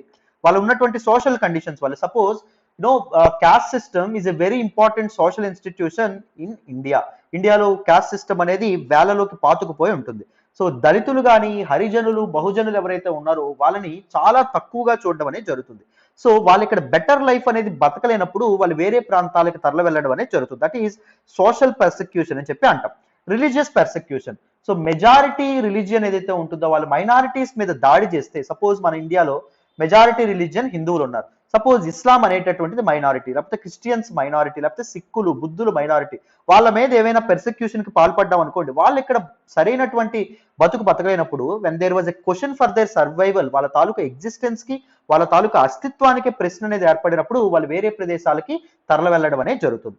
And political persecution, so politically strong people ఎవరైతే ఉంటారో, పొలిటికలీ హయ్యర్ పొజిషన్ లో ఉన్నటువంటి పీపుల్ కేవలం వాళ్ళని ప్రశ్నిస్తున్నారు, వాళ్ళని అపోజ్ చేస్తున్నారు, వాళ్ళని క్రిటిసైజ్ చేస్తున్నారు అనేటటువంటి పాపానికి ఏం చేస్తారు? వాళ్ళని పీడించడం అనేది జరుగుతుంది. దానివల్ల వాళ్ళు వేరే ప్రాంతాలకి వెళ్ళడం అనేది జరుగుతుంది. సపోజ్ మనం ఎగ్జాంపుల్ రోహింగ్యా క్రైసిస్ తీసుకోవచ్చు. మన పక్కనే ఉన్నటువంటి neighbouring country that is Myanmar.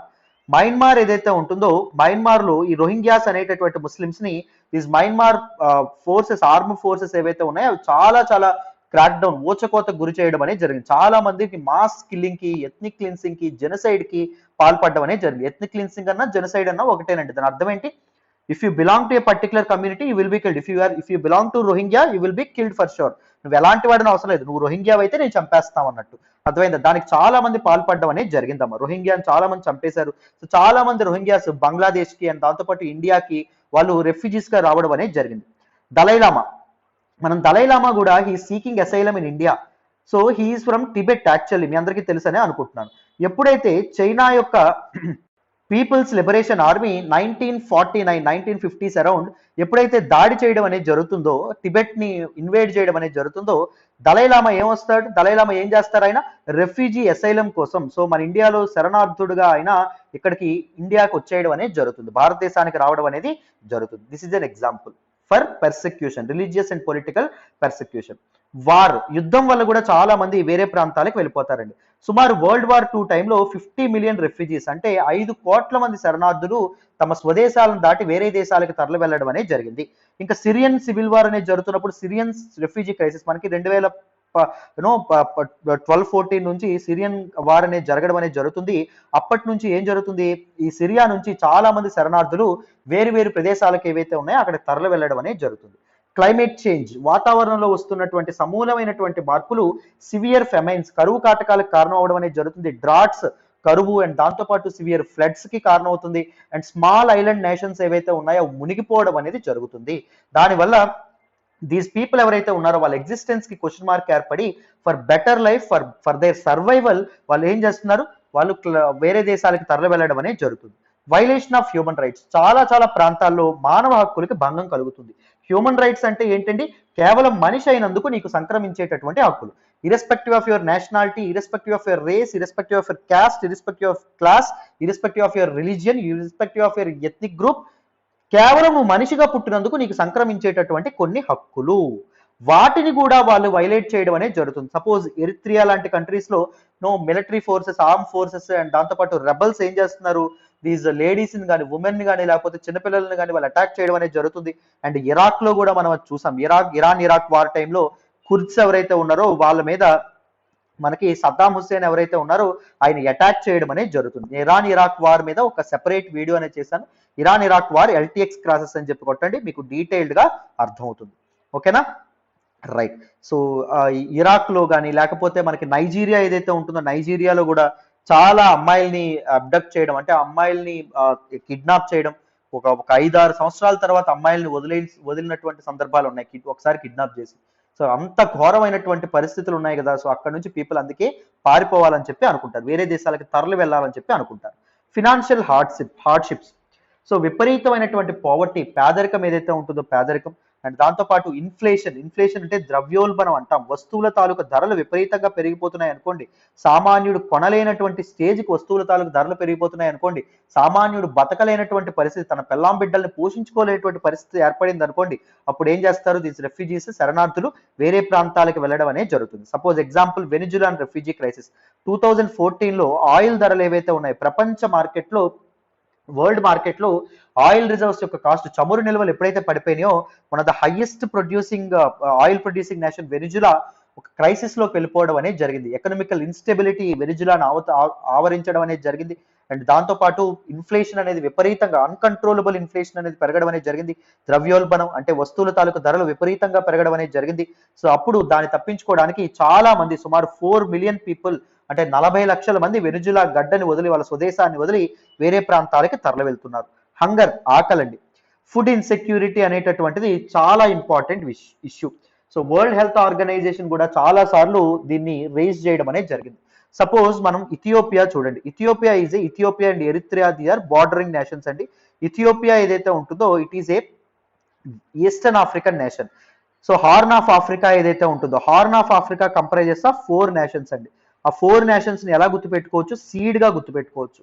Yes అంటే సొమాలియా, ఈ అంటే ఇథియోపియా, ఇంకొక ఈ అంటే ఎరిత్రియా, డి అంటే జిబోతి. ఇథియోపియాలో రీసెంట్ గా టిగ్రే క్రైసిస్ అనేది రావడం అనేది జరిగింది. టిగ్రే క్రైసిస్ మీద కూడా నేను వీడియో అనేది చేశాను. టిగ్రే క్రైసిస్ ఎల్టీఎక్స్ క్లాసెస్ అని చెప్పి యూట్యూబ్ లో మీరు సెర్చ్ చేస్తే మీకు దాని మీద వీడియో వస్తుంది. నేను ఆల్మోస్ట్ చాలా ఇష్యూస్ మీద చేశాను. మీకు ఏమైనా పేపర్ చదివేటప్పుడు డౌట్ ఉందనుకోండి, ఫస్ట్ మీరు ఏం చేస్తారంటే ఆ కీవర్డ్ తో ఎల్టీఎక్స్ క్లాసెస్ అని చెప్పి సెర్చ్ చేయండి, మీకు ఆల్మోస్ట్ చాలా వీడియోస్ అనేవి దొరుకుతాయి. ఎక్స్ప్లెనేషన్ బ్యాక్గ్రౌండ్ నుంచి, బేసిక్స్ నుంచి ఉంటుంది. ఒకవేళ ఇన్ కేస్ లేకపోయింది అనుకోండి, రీసెంట్ గా అప్లోడ్ అయినటువంటి నా వీడియో అంటే నేను బై సాయిరామ్ సార్ అని చెప్పి వీడియోస్ ఉంటాయి. ఆ వీడియో కింద మీకు ఏదైతే టాపిక్ మీద వీడియో కావాలో మీరు కామెంట్ చేయండి. కామెంట్ చేస్తే I will come up with a video, మీకు ఒక డీటెయిల్డ్ వీడియోతో నేను ముందుకు వస్తాను. ఓకేనా, రైట్ నాన్న. అయితే ఇథియోపియా లాంటి కంట్రీస్ లో హంగర్, ఆకలికి చాలా మంది ప్రాణాలు కోల్పోవడం అనేది జరుగుతుంది. ఫుడ్ ఇన్సెక్యూరిటీతో చాలా మంది బాధపడడం అనేది జరుగుతుంది.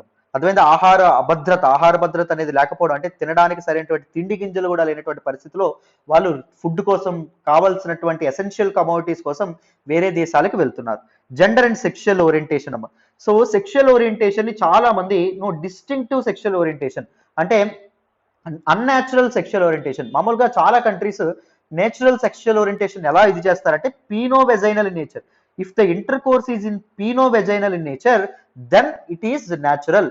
Anything apart from peno vaginal intercourse that will be criminalised. మొత్తం 77 దేశాలు ఏవైతే ఉన్నాయో 77 దేశాలు సేమ్ సెక్స్ రిలేషన్స్ ని, అంటే LGBT communities, lesbians, gays and దాంతోపాటు బైసెక్షువల్ పీపుల్, ట్రాన్స్జెండర్స్ ఎవరైతే ఉన్నారో వాళ్ళని క్రిమినలైజ్ చేయడం అనేది జరిగింది. వాళ్ళు నేరస్తులుగా గుర్తించడం అనేది జరిగింది. దురదృష్టవశాత్తు ఆ కంట్రీస్ లో ఇండియా కూడా ఉండడం అనేది జరిగింది. అర్థమైందా? సో ఆ కంట్రీస్ లో వాళ్ళు బతకలేక, స్వేచ్ఛగా ఉండలేక వేరే దేశాలకి, ఎక్కడైతే జెండర్ అండ్ సెక్షువల్ ఓరియంటేషన్ మీద పర్సిక్యూషన్ అనేది ఉండదో, ఎక్కడైతే to those countries which are not criminalizing this distinct gender and sexual orientation, ఆ కంట్రీస్ కి రెఫ్యూజీస్, శరణార్థులుగా చాలా మంది వెళ్ళడం అనేది జరుగుతుంది. అర్థమైందా? మీకు మెయిన్స్ లో ఈ రెఫ్యూజీ క్రైసిస్ యొక్క కాజెస్ మీద క్వశ్చన్ రావచ్చు, లేకపోతే ఎస్ఏలో కూడా మీకు క్వశ్చన్ రావచ్చు. సో అందుకు నేను బ్యాక్గ్రౌండ్ కింద దీన్ని డిస్కస్ చేయడం అనేది జరిగింది. ఏదైనా డీటెయిల్డ్ అనాలిసిస్ తో బ్యాక్గ్రౌండ్ తో మనం డిస్కస్ చేస్తే మీకు చాలా చాలా వాల్యూ ఎడిషన్ అనేది ఉంటుంది. సో మన యూట్యూబ్ ఛానల్ అప్లోడ్ చేసే అన్ని వీడియోస్ బ్యాక్గ్రౌండ్ నుంచే, బేసిక్స్ నుంచి ఏ ఫ్యాకల్టీ చెప్పినా చెప్తారండి. అర్థమైందా? ఒకవేళ మీరు ఇంకా ఛానల్ని సబ్స్క్రైబ్ చేసుకోకపోతే సబ్స్క్రైబ్ చేసుకోండి, సో దట్ మీకు చాలా క్వాలిటీ వీడియోస్ మేము అందించడానికి మాకు వీలు పడుతుంది. ఓకేనా? సో మాకు ఎంకరేజ్ చేయాలంటే please do hit that like button, ఒకవేళ మీరు ఇంకా లైక్ చేయకపోతే. నెక్స్ట్ చూడండి ఎంత ఘోరమైనటువంటి పరిస్థితి. మధ్యధరా సముద్రం, ఆఫ్రికా నుంచి మెడిటరేనియన్ సీ దాటి యూరప్ కి చాలా మంది వలస వెళ్ళిపోతారండి. ఎంత ఎంత కఠినమైనటువంటి జర్నీస్ ఇవి. ప్రయాణాలు చాలా రిస్క్ తో కూడినటువంటి జర్నీస్. కానీ తప్పదు, అలాంటి పరిస్థితుల్లో వాళ్ళు బతకలేక వాళ్ళు వేరే ప్రాంతాలకు వలస వెళ్ళడం అనేది జరుగుతుంది. చెప్పాను కదా, సో తల్లి లేదు, తండ్రి లేదు, కుటుంబం లేదు అనుకోవచ్చు, కానీ దేశం నాకంటూ ఒక దేశం లేదనేటటువంటి భావన అది ఘోరమైనటువంటి భావన అండి. అర్థమైందా? అంతే కదమ్మా. చూడండి ఇలా వలస చాలా మంది ఈ నైజీరియా నుంచి ఇక్కడ నుంచి చాలా మంది పీపుల్ రెఫ్యూజీస్ గా, శరణార్థులుగా వేరే ప్రదేశాలకు వెళ్తూ ఉండడం అనేది జరుగుతుందాం. రైట్? సో ఇక్కడ చూడండి రోడ్ల మీద ఎక్కడ పడితే స్లమ్స్ లో ఎక్కడ పడితే అలాగా వాళ్ళు బతుకుతూ ఉంటారు. They don't even have access to essential infrastructure, schools కానీ, లేకపోతే మార్కెట్స్ కానీ, లేకపోతే బెటర్ టాయిలెట్స్ కానీ, వీటన్నింటికి వాళ్ళకి ఎటువంటి యాక్సెసిబిలిటీ అనేది ఉండదు. పాపం ఘోరమైనటువంటి పరిస్థితుల్లో, అమానవీయమైనటువంటి పరిస్థితుల్లో వీళ్ళు బతకాల్సి రావడం అనేది నిజంగా చాలా బాధాకరమైనటువంటి విషయం. నెక్స్ట్ చూడండి అమ్మ. And now let us look at European refugee crisis. Europe లో రీసెంట్ గా వచ్చినటువంటి రెఫ్యూజీ క్రైసిస్ ఏదైతే ఉంటుందో దాని గురించి మనం తెలుసుకోవాలి. Europe is always a victim of this refugee influx అండి. సార్ రెఫ్యూజీస్ వస్తే, శరణార్థులు వేరే ప్రదేశాలకు వెళ్తే ఏంటి సార్ ప్రాబ్లమ్? ఎందుకు చాలా కంట్రీస్ రానివ్వవు? రెఫ్యూజీస్ రావడానికి క్రైసిస్ గా ఎందుకు భావిస్తారు అంటే, గుర్తుపెట్టుకోండమ్మా, రిసోర్సెస్ ఆర్ ఆల్వేస్ లిమిటెడ్. వనరులు ఏవైతే ఉన్నాయో అవి చాలా చాలా లిమిటెడ్ గా ఉండడం అనేది జరుగుతుంది. అన్లిమిటెడ్ గా ఉండడం అనేది జరగదు. సో ప్రతి ఒక్క కంట్రీ ఏమనుకుంటుంది, ఆ కంట్రీ యొక్క resources Sons of the land కి మాత్రమే ఇవ్వాలని చెప్పి అనుకుంటుంది. అంటే ఆ భూమి మీద పుట్టినటువంటి వ్యక్తులు ఎవరైతే ఉంటారో వాళ్ళకు మాత్రమే షేర్ చేయాలని చెప్పి అనుకుంటుంది. అంతేనా? రిసోర్సెస్ లిమిటెడ్ కాబట్టి. అన్లిమిటెడ్ రిసోర్సెస్ అనుకోండి, మనం వీటన్నిటి గురించి ఆలోచించం. సో ఇప్పుడు జాబ్స్ అనేవి లిమిటెడ్ గా ఉంటాయి, ఫినాన్షియల్ రిసోర్సెస్ అనేవి లిమిటెడ్ గా ఉంటాయి.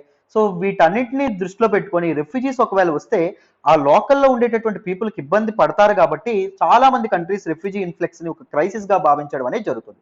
And Europe has always been a victim of this refugee crisis because from industrial revolution నుంచి మనం చూసుకుంటే, మనకి ఎప్పుడైతే పారిశ్రామిక విప్లవం అనేది దిస్ 18th సెంచరీలో మొదలవ్వడం అనేది జరిగిందో, అప్పటి నుంచి ఇండస్ట్రియల్ రెవల్యూషన్ ద్వారా చాలా మ్యానుఫ్యాక్చరింగ్ హబ్స్, చాలా కంపెనీస్ అనేవి రావడం అనేది జరిగింది.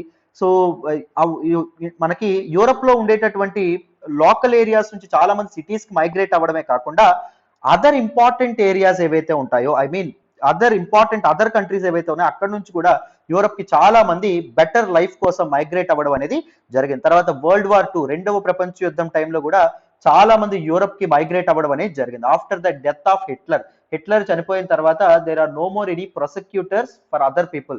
సో అప్పుడు తర్వాత చాలా మంది అదర్ కంట్రీస్ నుంచి యూరప్ వెళ్ళి స్థిరపడడం అనేది జరిగింది.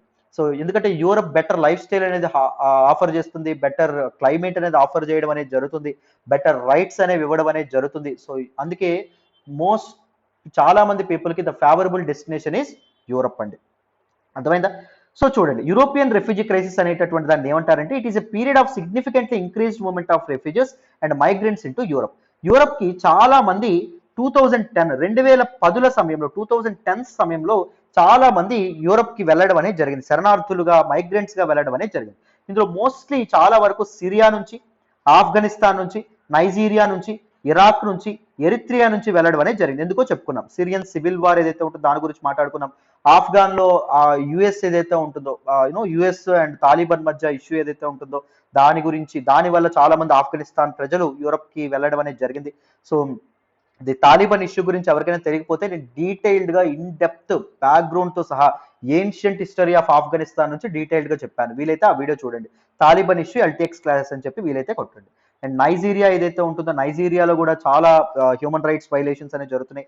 ఇరాన్ ఇరాక్ వార్ లో భాగంగా సద్దాం హుస్సేన్ యొక్క అమానవీయమైనటువంటి ఈ డిసిషన్స్ ఏవైతే ఉన్నాయో వాటి వల్ల చాలా మంది ప్రజలు ఇరాక్ ను దాటి వెళ్ళడం అనేది జరిగింది. ఎరిత్రియాలో కూడా సివియర్ ఫెమైన్స్, డ్రాట్స్ రావడం వల్ల అండ్ హ్యూమన్ రైట్స్ వైలేషన్స్ అనేవి జరగడం వల్ల చాలా మంది యూరప్ కి వెళ్ళాలని చెప్పి అనుకున్నారు.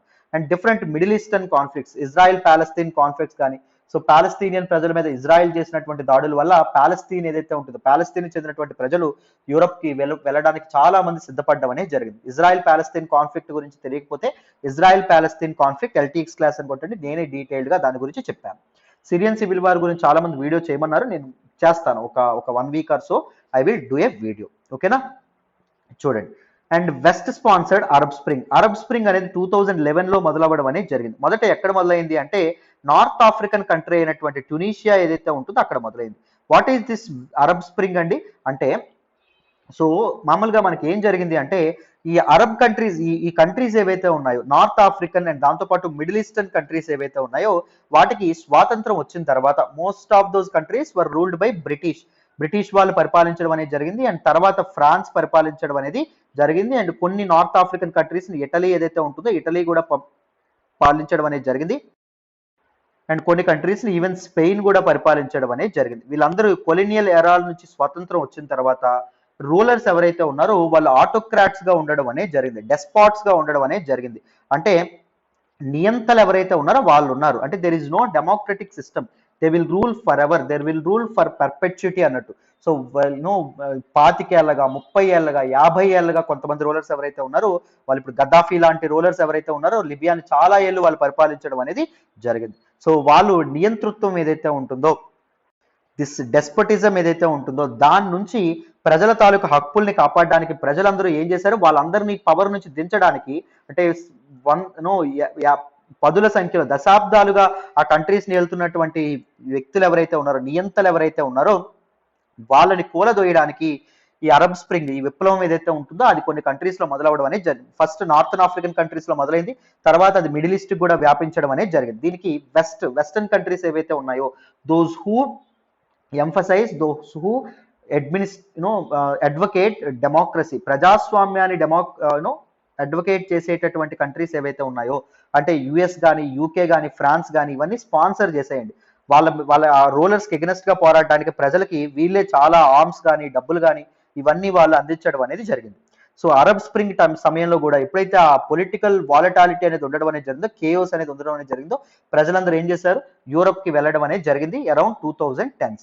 And terrorist insurgencies in Nigeria Pakistan లో ఈ ఉగ్రవాద దాడులు ఏవైతే ఉన్నాయో వాటి వల్ల కూడా చాలా మంది ఈ ప్రాంతాల నుంచి ప్రజలు యూరప్ కి వెళ్ళడానికి చాలా మొగ్గు చూపారు. సిరియన్ సివిల్ వార్ ఒకటి, ఆఫ్ఘాన్ వార్ ఒకటి, ఇరాన్ ఇరాక్ వార్ ఒకటి, ఇజ్రాయెల్ పాలస్తీన్ కాన్ఫ్లిక్ట్ ఒకటి, అండ్ యమన్ క్రైసిస్ మీద కూడా నేను వీడియో చేశాను. యమన్ క్రైసిస్ ఎల్టీఎక్స్ క్లాస్ అని కొట్టండి, మీకు డీటెయిల్ గా యమన్ క్రైసిస్ గురించి కూడా అర్థం అవుతుంది. అండ్ వెస్టర్న్ సహారా కాన్ఫ్లిక్ట్, దీని గురించి నేను హిందూ అనాలిసిస్ లో కొన్నిసార్లు చెప్పాను బట్ వీడియో చేయలేదు, దీని గురించి కూడా ఒక రోజు మాట్లాడదాం. సో ఈ డిఫరెంట్ కాన్ఫ్లిక్ట్స్ ఏవైతే ఉన్నాయో మనం ఆల్రెడీ మాట్లాడాం కదా, వార్స్ ఆ సమయంలో ఏం చేస్తారు, చాలా మంది పీపుల్ అక్కడ ఉండలేక వేరే ప్రాంతాలకు వెళ్ళి స్థిరపడడం అనేది జరుగుతుంది. సో అందుకే చాలా మంది యూరప్ కి రెఫ్యూజీస్ గా, శరణార్థులుగా వెళ్లాల్సి రావడం అనేది జరిగింది ఆ సమయంలో. రైట్. సో యూరోపియన్ రెఫ్యూజీ క్రైసిస్ని ఎదుర్కోవడానికి European countries and European union ఏవైతే ఉన్నాయో అవి చాలా చాలా పాలసీస్తో ముందుకు రావడం అనేది జరిగింది. మొత్తానికి చాలా వరకు కంట్రోల్ చేయగలిగాయి. But still refugee crisis has always been a serious challenge for all the European nations అండి. అర్థమైందా? సో ఇక్కడ వరకు క్లారిటీ వచ్చిందనే అనుకుంటున్నాను. నెక్స్ట్ చూడండి అమ్మ. మరి ఇప్పుడు బెలారస్ పోలాండ్ ఈ మధ్యలో బార్డర్ ఇష్యూ ఏదైతే ఉంటుందో దాని వెనక కారణం ఏంటి? Look at this gentlemen on the screen. His name is Alexander Lukashenko. Alexander Lukashenko he's a despot అండి. He's a dictator. ఇతను ఒక నియంత అని చెప్పి మనం అనుకోవచ్చు. అర్థమైందా? సో మనం ఏం చెప్పుకున్నాము, బెలారస్ ఏదైతే ఉంటుందో Belarus is once a part of USSR అని చెప్పి చెప్పుకున్నాం ఇందాక. అంతేనా?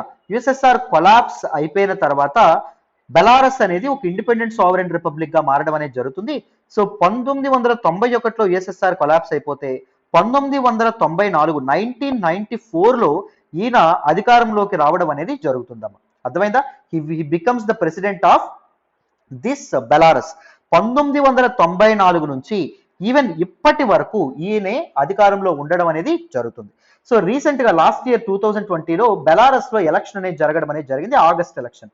సో అందులో ఈ authoritarian and this dictator president అయినటువంటి అలెగ్జాండర్ లుకషెంకో ఎవరైతే ఉన్నారో ఆయన ఎలక్ట్ అవ్వడం అనేది జరిగింది ఫర్ 6th టర్మ్ అండి. సో ప్రతిసారి ఎలక్షన్స్ జరిగిన ప్రతిసారి ఈయన దాని ఎలక్షన్స్ ని గ్యాంబుల్ చేస్తున్నారు, ఎలక్షన్స్ ని రిగ్ చేస్తున్నారు. సో ఈయన మామూలుగా ఎలక్ట్ అవ్వకూడదు.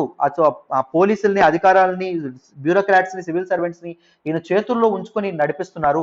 Is not actually should come to power అనే విధంగా డెమోక్రసీ అనేది అక్కడ ప్రజలకు పవర్ అనేది ఉండట్లేదు, ఈయన రిగ్ చేస్తున్నారు, మ్యానిపులేట్ చేస్తున్నారు అని చెప్పి వెస్టర్న్ నేషన్స్, చాలా నేషన్స్ అక్యూజ్ చేయడం అనేది జరిగింది. ఈవెన్ ఆగస్ట్ 2020 ఎలక్షన్స్ తర్వాత కూడా ఈ ఎలక్షన్స్ లో కూడా ఈయన ఎన్నికవడంతో మళ్ళీ western countries, US, UK, France, Switzerland, Canada ఈ కంట్రీస్ ఏవైతే ఉన్నాయో ఇవన్నీ వాటి తాలూకా యూరోపియన్ యూనియన్ వాటి తాలూకా కన్సర్న్ రైజ్ చేయడం అనేది జరిగింది. Even opposition parties, civil society groups from Belarus and western countries ఏవైతే ఉన్నాయో అవన్నీ ఈ రిజల్ట్ అనేటటువంటిది it is a fake result అని వాటిని రిజెక్ట్ చేయడం అనేది జరిగింది. సో చాలా మంది డెమాన్స్ట్రేటర్స్ ఎవరైతే ఉన్నారో చాలా మంది ప్రొటెస్ట్ చేయడానికి రోడ్ల మీదకి రావడం అనేది జరిగింది. సో బెలారస్ అథారిటీస్ ఏం చేశారు, సో ఈ రోడ్ల మీదకి వచ్చి ఎవరైతే ప్రొటెస్ట్ చేస్తున్నారో ఎవరికి అగెనెస్ట్ గా, లుకషెంకో గారికి అగెనెస్ట్ గా, సో వాళ్ళందరినీ 35,000 పీపుల్, అరౌండ్ 35,000 పీపుల్ అరెస్ట్ చేయడం అనేది జరిగింది. చాలా మంది పీపుల్ మీద పెర్సిక్యూషన్ కి, అఘాయిత్యాలకు వాళ్ళు పాల్పడడం అనేది జరిగిందమ్మ. అర్థమైందా? సో తర్వాత European Union, United States of America, Canada, Switzerland ఇవన్నీ they all impose sanctions on Lukashenko's government. ఇవన్నీ బెలారస్ మీద ఆంక్షలు విధించడం అనేది జరిగింది. ఆంక్షలు అంటే మామూలుగా ఎక్కువగా ఏముంటాయంటే ఎకనామిక్ శాంక్షన్సే ఉంటాయి. అంటే బెలారస్ లో తయారు చేసినటువంటి వస్తువులు వీళ్ళు కొనడం మానేస్తారు. దానివల్ల బెలారస్ ఏదైతే ఉంటుందో దాని ట్రేడ్ కి, దాని గ్రోత్, ఎకనామిక్ గ్రోత్ కి ఇబ్బంది రావడం అనేది జరుగుతుంది. అంతేనా? తప్పకుండా ప్రాబ్లం రావడం అనేది జరుగుతుంది. సో రిటాలియేటరీ యాక్షన్ గా ఎకనామిక్ శాంక్షన్స్ ఏవైతే ఉన్నాయో అవి వేస్తారన్నమాట. అర్థమైందా? సో ఎందుకంటే ప్రభుత్వాన్ని క్రిటిసైజ్ చేస్తున్నటువంటి, ప్రభుత్వానికి ఎగనెస్ట్ గా నిరసన తెలుపుతున్నటువంటి వ్యక్తుల మీద ఎప్పుడైతే ఈయన లాఠీ జారీ చేశారో, అంటే లాఠీని విదిలించారో, సో వెంటనే వెస్టర్న్ నేషన్స్ డెమోక్రసీని, ప్రజల చేతుల్లో పవర్ ఉండాలి అని అడ్వకేట్ చేసేటటువంటి వెస్టర్న్ నేషన్స్ కోపం రావడం అనేది జరిగింది. నెక్స్ట్ చూడండి. సో నెక్స్ట్ ఒక ఇన్సిడెంట్ జరుగుతుంది, that is flight hijack and air piracy by Belarus. Belarus ఏం చేస్తుందో చూడండి. మే 2021లో ఒక ఫ్లైట్ హైజాక్ కి బెలారస్ గవర్నమెంట్ ఏదైతే ఉంటుందో అది పాల్పడడం అనేది జరుగుతుంది. అంటే ఈ ఇయర్ మే, మొన్నటికి మొన్న. సో గ్రీస్ క్యాపిటల్ అథెన్స్ ఏదైతే ఉంటుందో అక్కడి నుంచి మనకి లుథియానా ఏదైతే ఉంటుందో లుథియానాకి వెళ్ళేటటువంటి ఫ్లైట్ ని వీళ్ళు హైజాక్ చేస్తారు. Greece to Lithuania flight was diverted to Minsk. Belarus capital Minsk అని చెప్పామా, చూడండి ఇక్కడ వరకు వచ్చి ఇక్కడ నుంచి డైవర్ట్ చేయడం అనేది జరిగింది. ఆ ఫ్లైట్ ని మిన్స్క్ కి తరలించడం అనేది జరుగుతుంది. బెలారస్ అథారిటీస్ ఎవరైతే ఉన్నారో వాళ్ళు డిసెండెంట్ జర్నలిస్ట్, అంటే క్రిటిసిజం, గవర్నమెంట్ పాలసీస్ కి, గవర్నమెంట్ డెసిషన్స్ కి ఎగనెస్ట్ గా క్రిటిసైజ్ చేసేటట్టు, విమర్శించేటటువంటి జర్నలిస్ట్ ఎవరైతే ఉన్నారో ఆయన రామన్ ప్రతసవిచ్ ఎవరైతే ఉన్నారో ఆయన్ని అరెస్ట్ చేయడం అనేది జరుగుతుంది. ఎవరు? Belarus authorities. ఫ్లైట్ లో ఆయన జర్నీ చేస్తూ ఉంటాడు, ఆయన అరెస్ట్ చేస్తారు. యూరోపియన్ యూనియన్ దీన్ని తీవ్రంగా ఖండిస్తుంది. సో మధ్యలో ఎయిర్ హైజాక్, ఒక గవర్నమెంట్ ఈ ఫ్లైట్ హైజాక్ ని, ఎయిర్ పైరసీకి పాల్పడడం ఏంటి, అది కరెక్ట్ కాదు. The called it air piracy. Air piracy అంటే సింపుల్ ఫ్లైట్ హైజాక్ అని చెప్పి అర్థమైందా? ద బ్యాడ్ అంటే దే బ్యాండ్ అని చెప్పి అర్థం. బెలారూషియన్ క్యారియర్స్, బెలరూషియన్ ఫ్లైట్స్ ఏవైతే ఉంటాయో అవి యూరోపియన్ యూనియన్ యొక్క స్కైస్, యూరోపియన్ యూనియన్ యొక్క ఆకాశంలో రాకూడదు అనేటటువంటి రెస్ట్రిక్షన్స్ ఏవైతే ఉన్నాయో అవి పెట్టడం అనేది జరిగింది. బెలరీనియన్ ఏవియేషన్ ఇండస్ట్రీ ఏదైతే ఉంటుందో చాలా దెబ్బతిండడం అనేది జరిగింది. మొన్నటి మన న్యూస్ కూడా రావడం అనేది జరిగింది జూన్ ఆర్ జూలైలో. And cut imports from Belarusian top commodities, Belarusian produce చేసేటటువంటి top commodities that is petroleum products and potash is a principal element used in fertilisers అండి. ఎరువుల్లో ఎక్కువగా వాడేటటువంటి ఫెర్టిలైజర్స్ ఏవైతే ఎరువుల్లో ఎక్కువగా వాడేటటువంటి పొటాష్ ఏదైతే ఉంటుందో దాన్ని కూడా ఇంపోర్ట్ చేయడం మానేసింది. ఎవరంటే యూరోపియన్ యూనియన్ మానేసింది. ఈ శాంక్షన్స్ ఏవైతే ఉన్నాయో, ఆంక్షలు ఏవైతే ఉన్నాయో చాలా స్ట్రిక్ట్ గా పెట్టడం అనేది జరిగింది. సో దిస్ పర్టిక్యులర్ బెలరూషియన్ గవర్నమెంట్ ఏదైతే ఉంటుందో దట్ వాజ్ స్క్వీజ్డ్ అండి, చాలా స్క్వీజ్ చేయడం అనేది జరిగింది. దాన్ని దాని మీద చాలా ప్రెజర్ తీసుకురావడం అనేది జరిగిందమ్మా. ఏంటి యూరోపియన్ యూనియన్ ఏదైతే ఉంటుందో European union. And it is time for the revenge by Belarus government. చూడండి రివెంజ్ బై లుకషెంకో. మనం పాత సినిమాల్లో విలన్లు చూసుంటాం, చాలా మొండిగా ఉంటారు, చాలా కర్కశంగా ఉంటారు. ఇంత ఘోరంగా చేస్తున్నాడు, మీకు సినిమా స్క్రీన్ లోపలికి వెళ్ళి ఆయన హత్య చేయాలనిపిస్తుంది. మన తాలూకా లుకషెంకో కూడా అలాంటి వాడు. ఎంత ఈగో చూడండి, అర్థమైందా? ఎంత he's not even looking at his reputation, is not even thinking about his reputation. ఆయన గౌరవం గురించి కూడా ఆయన ఆలోచించట్లా. వాడు నాకు చెంపదెబ్బ కొట్టాడు, వాడికి నేను బాంబు పెట్టి బ్లాస్ట్ చేసేయాలి అనేటటువంటి తీవ్రమైనటువంటి కోరిక. అర్థమైందా? సో అందుకే నేను చెప్తాను, మనుషులు ముఖ్యంగా మనుషులు ఎలా ఆలోచిస్తారో కంట్రీస్ కూడా అలాగే ఆలోచిస్తాయి. అర్థమైందా? సో ఎందుకు అంటే these countries were ruled by men. ఈ మెన్ పీస్ఫుల్ మెన్ అనుకోండి, రిలేషన్స్ బాగానే ఉంటాయి. ఈ మెన్ ఈగోయిస్టిక్ పీపుల్ అనుకోండి, కంట్రీస్ మధ్య రిలేషన్స్ ఏవైతే ఉన్నాయో అవి తప్పకుండా దెబ్బతింటాయి. రైట్? ఇంటర్నేషనల్ రిలేషన్స్ కూడా నేనే చెప్తానండి. ఇంటర్నేషనల్ రిలేషన్స్ బ్యాక్గ్రౌండ్ నుంచి ప్రతిదాని బేసిక్స్ నుంచి హిస్టరీ నుంచి నేను చెప్తాను. సో ఎవరికైనా ఇంటర్నేషనల్ రిలేషన్స్ కోర్స్ తీసుకోవాలన్నా మేడం ఫోన్ చేయండి. ఇక్కడ నెంబర్ రాస్తున్నాను చూడండి, 7893899553. ఇది ప్రత్యూష మేడం నెంబర్, మీరు ఫోన్ చేయొచ్చు. హిస్టరీ కూడా నేనే చెప్తానండి. Ancient history, medieval history, modern history, post independence history, world history and art and culture, ఇవన్నీ కలిపి రికార్డెడ్ ఆప్షన్ తీసుకుంటే జస్ట్ 5000 రూపీస్ మాత్రమే, 5000 రూపాయలకు మాత్రమే లైఫ్ టైం వాల్యూతో వస్తుంది. అండ్ 15వ తారీఖు తర్వాత ఇది 7000 రూపాయలు అవుతుంది. సో నేనే చెప్తాను, బేసిక్స్ నుంచి డీటెయిల్గా కథల రూపంలో చెప్పుకుంటాం. వీలైతే జాయిన్ అయ్యే ప్రయత్నం అయితే చేయండి. ఓకేనా? అయితే ఇక్కడ జాగ్రత్తగా వినండి. మళ్ళీ దీనికి వచ్చేద్దాం. లుకషెంకో ఎవరైతే ఉన్నారో ఈయన ఏం రివెంజ్ తీసుకున్నారో చూడండి. Is very furious about the actions of European union. European union చేసినటువంటి పనుల మీద ఈయనకు చాలా కోపం వచ్చింది. ఈయన ఏం చేశారు అంటే, he would no longer abide by an agreement to stem illegal migration. Stem అంటే కంట్రోల్. సో మనం ఇందాకేం మాట్లాడుకున్నాం, యూరోపియన్ రెఫ్యూజీ క్రైసిస్ గురించి మనం మాట్లాడుకున్నామా లేదా? ఇల్లీగల్ మైగ్రెంట్స్ వల్ల యూరోపియన్ కంట్రీస్ చాలా నష్టానికి గురవడం అనేది జరుగుతుంది, ఎందుకంటే రిసోర్సెస్ ఆర్ లిమిటెడ్ అన్నట్టుగా మనం మాట్లాడాం. దీనికి చాలా ముఖ్యంగా చాలా మెజర్స్ అనేవి తీసుకుంది యూరోపియన్ యూనియన్ చెప్పుకున్నాం.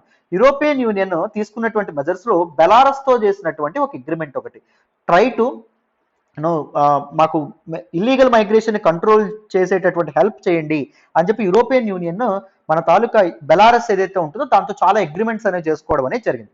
సో ఇతను ఏం చెప్తారు, బెలారస్ ప్రెసిడెంట్ అయినటువంటి లుకషెంకో, మేము ఇక మీదట ఈ అగ్రిమెంట్ ని పాటించము, అంటే we will allow illegal migrants to European Union nations. Poland is a European Union నేషనా? Lithuania is a European Union నేషనా? Latvia is a European Union నేషనా? అవునా కాదా? సో ఈ కంట్రీస్ కి మేము రెఫ్యూజీస్ ని వదిలేస్తాము, మేము మా బార్డర్స్ ని వాళ్ళని దాటనిస్తాము అని చెప్పడం అనేది జరిగింది. So what he is simply doing, he is using a serious weapon that is people. ప్రజలని ఆయుధాలుగా వాడి ఈయన యూరోపియన్ యూనియన్ మీద రివెంజ్ అనేది తీర్చుకోవడం అనేది జరుగుతుంది. రైట్? ఇదెంత ఘోరమైనటువంటి యాక్టో చూడండి. European union sanctions deprived his government of funds needed to certain flow of migrants. So ఈయన ఏమంటారు, ఎందుకు నువ్వు అలా ఇది చేస్తావు అంటే అగ్రిమెంట్ ఎందుకు అబైడ్ అయి ఉండవు, దానికి అగ్రీ అయి ఉండవు, ఎందుకు దాన్ని క్యాన్సిల్ చేస్తున్నావు అగ్రిమెంట్ ని అన్నట్టుగా అడిగితే ఈయన ఏం చెప్తారు అంటే, మైగ్రెంట్స్ ఎవరైతే ఉంటారో మైగ్రెంట్స్ ని కంట్రోల్ చేయడానికి, మైగ్రెంట్స్ ఫ్లో ని కట్టడి చేయడానికి మాకు ఇప్పుడు ఫండ్స్ లేవు, ఎందుకంటే యూరోపియన్ యూనియన్ మా మీద ఆంక్షలు అనేవి విధించడం వల్ల మాకు ఇక ఫండ్స్ అనేవి లేవు, మేము చాలా నష్టపోవడం అనేది జరుగుతుంది, ఇంకా మేము రెఫ్యూజీస్ ని కంట్రోల్ చేయడంలో మేము ఏమాత్రం శ్రద్ధ పెట్టలేము, మేము ఏమాత్రం ఖర్చు చేయలేము అనే విధంగా ఈయన యూరోపియన్ యూనియన్ ఏదైతే ఉంటుందో దానికి ఒక సెన్స్ ఆఫ్ బ్లాక్ మెయిల్ చేయడం అనేది జరిగింది. Planes carrying migrants from Iraq, ఇది ఏం చేశారంటే Iraq, Syria and other countries నుంచి బెలారస్ కి చాలా మంది రెఫ్యూజీస్ ని ఈయనే బెలారస్ ఎయిర్లైన్స్ ఏదైతే ఉంటుందో దాంతో తీసుకురావడం అనేది జరిగింది. మీకు ఎగ్జాంపుల్ కింద చెప్పుకుంటే వీక్లీ సౌదీ అరేబియా నుంచి 7 ఫ్లైట్స్ బెలారస్కి వస్తాయండి. ఇప్పుడు దాన్ని ఏకంగా వీక్లీ 40 ఫ్లైట్స్కి పెంచడం అనేది జరిగింది. సో ఇక్కడ నుంచి బెలారస్ వాళ్ళు విపరీతంగా ఏం చేస్తున్నారు, వీసాస్ ఇచ్చేస్తున్నారు ఎవరికి, మిడిల్ ఈస్టర్న్ వాళ్ళకి అండ్ దాంతోపాటు ఆఫ్రికన్ కంట్రీస్ వాళ్ళకి, వీళ్ళందరికీ. సో వీసాలు వేసుకొని వీళ్ళు బెలారస్కి ఎంటర్ అవుతారు. బెలారస్ నుంచి పోలాండ్ బార్డర్స్కి ఈయన ఏం చేస్తున్నాడు, పోలాండ్ బార్డర్ అండ్ దాంతోపాటు లుథియానా బార్డర్ అండ్ దాంతోపాటు లాట్వియా బార్డర్కి ఈయనే వాళ్ళని పంపించడం అనేది జరుగుతుంది. ఒకవేళ వాళ్ళు బెలారస్కి వచ్చి బెలారస్ లో స్థిరపడడం కుదురుతుందా అంటే స్థిరపడ, they are not allowed to live in the streets of Belarus. They are forced to get into Poland border, Lithuania border and Latvia border. ఇది చూడండి ఎంత కన్నింగ్ గా ఆలోచించడం అనేది జరిగిందో, అర్థమైందా? సో చూడండి, and they soon headed for the borders with Poland, Ludhiana and Latvia. So వాళ్ళని ఎక్కడికి పంపించేవాళ్ళు, పోలాండ్ కి, లుథియానియా అండ్ లాత్వియాకి వాళ్ళు పంపించడం అనేది జరిగింది. అండ్ చాలా మంది ఏం అక్యూజ్ చేస్తారంటే దిస్ లుకషెంకో గవర్నమెంట్ కి it is a state sponsored refugee influx. కావాలని చాలా మంది రెఫ్యూజీస్ ని వాళ్ళ బెరాస్ కి ఆహ్వానం చేసి, సో వాళ్ళ తాలూకా వీసా రిగైమ్ ఏదైతే ఉంటుందో, వీసా నార్మ్స్ ఏవైతే ఉంటాయో వాటిని డైల్యూట్ చేయడం అనేది జరిగింది, వాటిని సులభతరం చేయడం అనేది జరిగింది. చాలా మందికి బెలారస్ వాళ్ళు వీసాస్ ఇచ్చేస్తున్నారు. సో వీసాస్ వచ్చి వాళ్ళు బెలారస్ కి ఎంటర్ చేసి బెలారస్ నుంచి పోలాండ్ కి, దాంతోపాటు లాత్వియా ఏదైతే ఉంటుందో లాత్వియాకి అండ్ లుథియానియా ఏదైతే ఉంటుందో లుథియానియాకి పంపించాలని చెప్పి ఈయన అనుకోవడం అనేది జరుగుతుంది. అర్థమైందా? సో ఎంత రివెంజ్ ప్లాన్ చేశాడో చూడండి ఈయన. సో ఇది మనకి ఇక్కడ చెప్పడం అనేది జరిగిందమ్మా. నెక్స్ట్ చూడండి, responses by European union countries. European union countries ఎలా 27 కంట్రీస్ ఉన్నాయని చెప్పుకున్నాం కదా. సో కొన్ని కంట్రీస్ ఎలా రెస్పాండ్ అయ్యాయో చూడండి. లుథియానియా ఏదైతే ఉంటుందో అది స్టేట్ ఆఫ్ ఎమర్జెన్సీ విధించడం అనేది జరిగింది. రీసెంట్ గా మొన్న సమ్మర్ లో లాస్ట్ వన్ మంత్ గా స్టేట్ ఆఫ్ ఎమర్జెన్సీని విధించడం అనేది జరిగింది. బార్డర్ ఫోర్సెస్ ఎవరైతే ఉన్నారో వాళ్ళని డిప్లాయ్ చేశారు. ఆల్రెడీ ఎంటర్ అయినటువంటి మైగ్రెంట్స్ కి క్యాంప్స్ ఏవైతే ఉంటాయో రిలీఫ్ క్యాంప్స్ కూడా వాళ్ళు నిర్మించడం అనేది జరిగింది. పోలాండ్ ఏదైతే ఉంటుందో బౌండరీ వాల్స్ అండ్ దాంతోపాటు బార్డర్ ఫోర్సెస్ ని వాళ్ళు ఇంక్రీజ్ చేయడం అనేది జరిగింది. There were lot many forces that are guarding Poland borders now.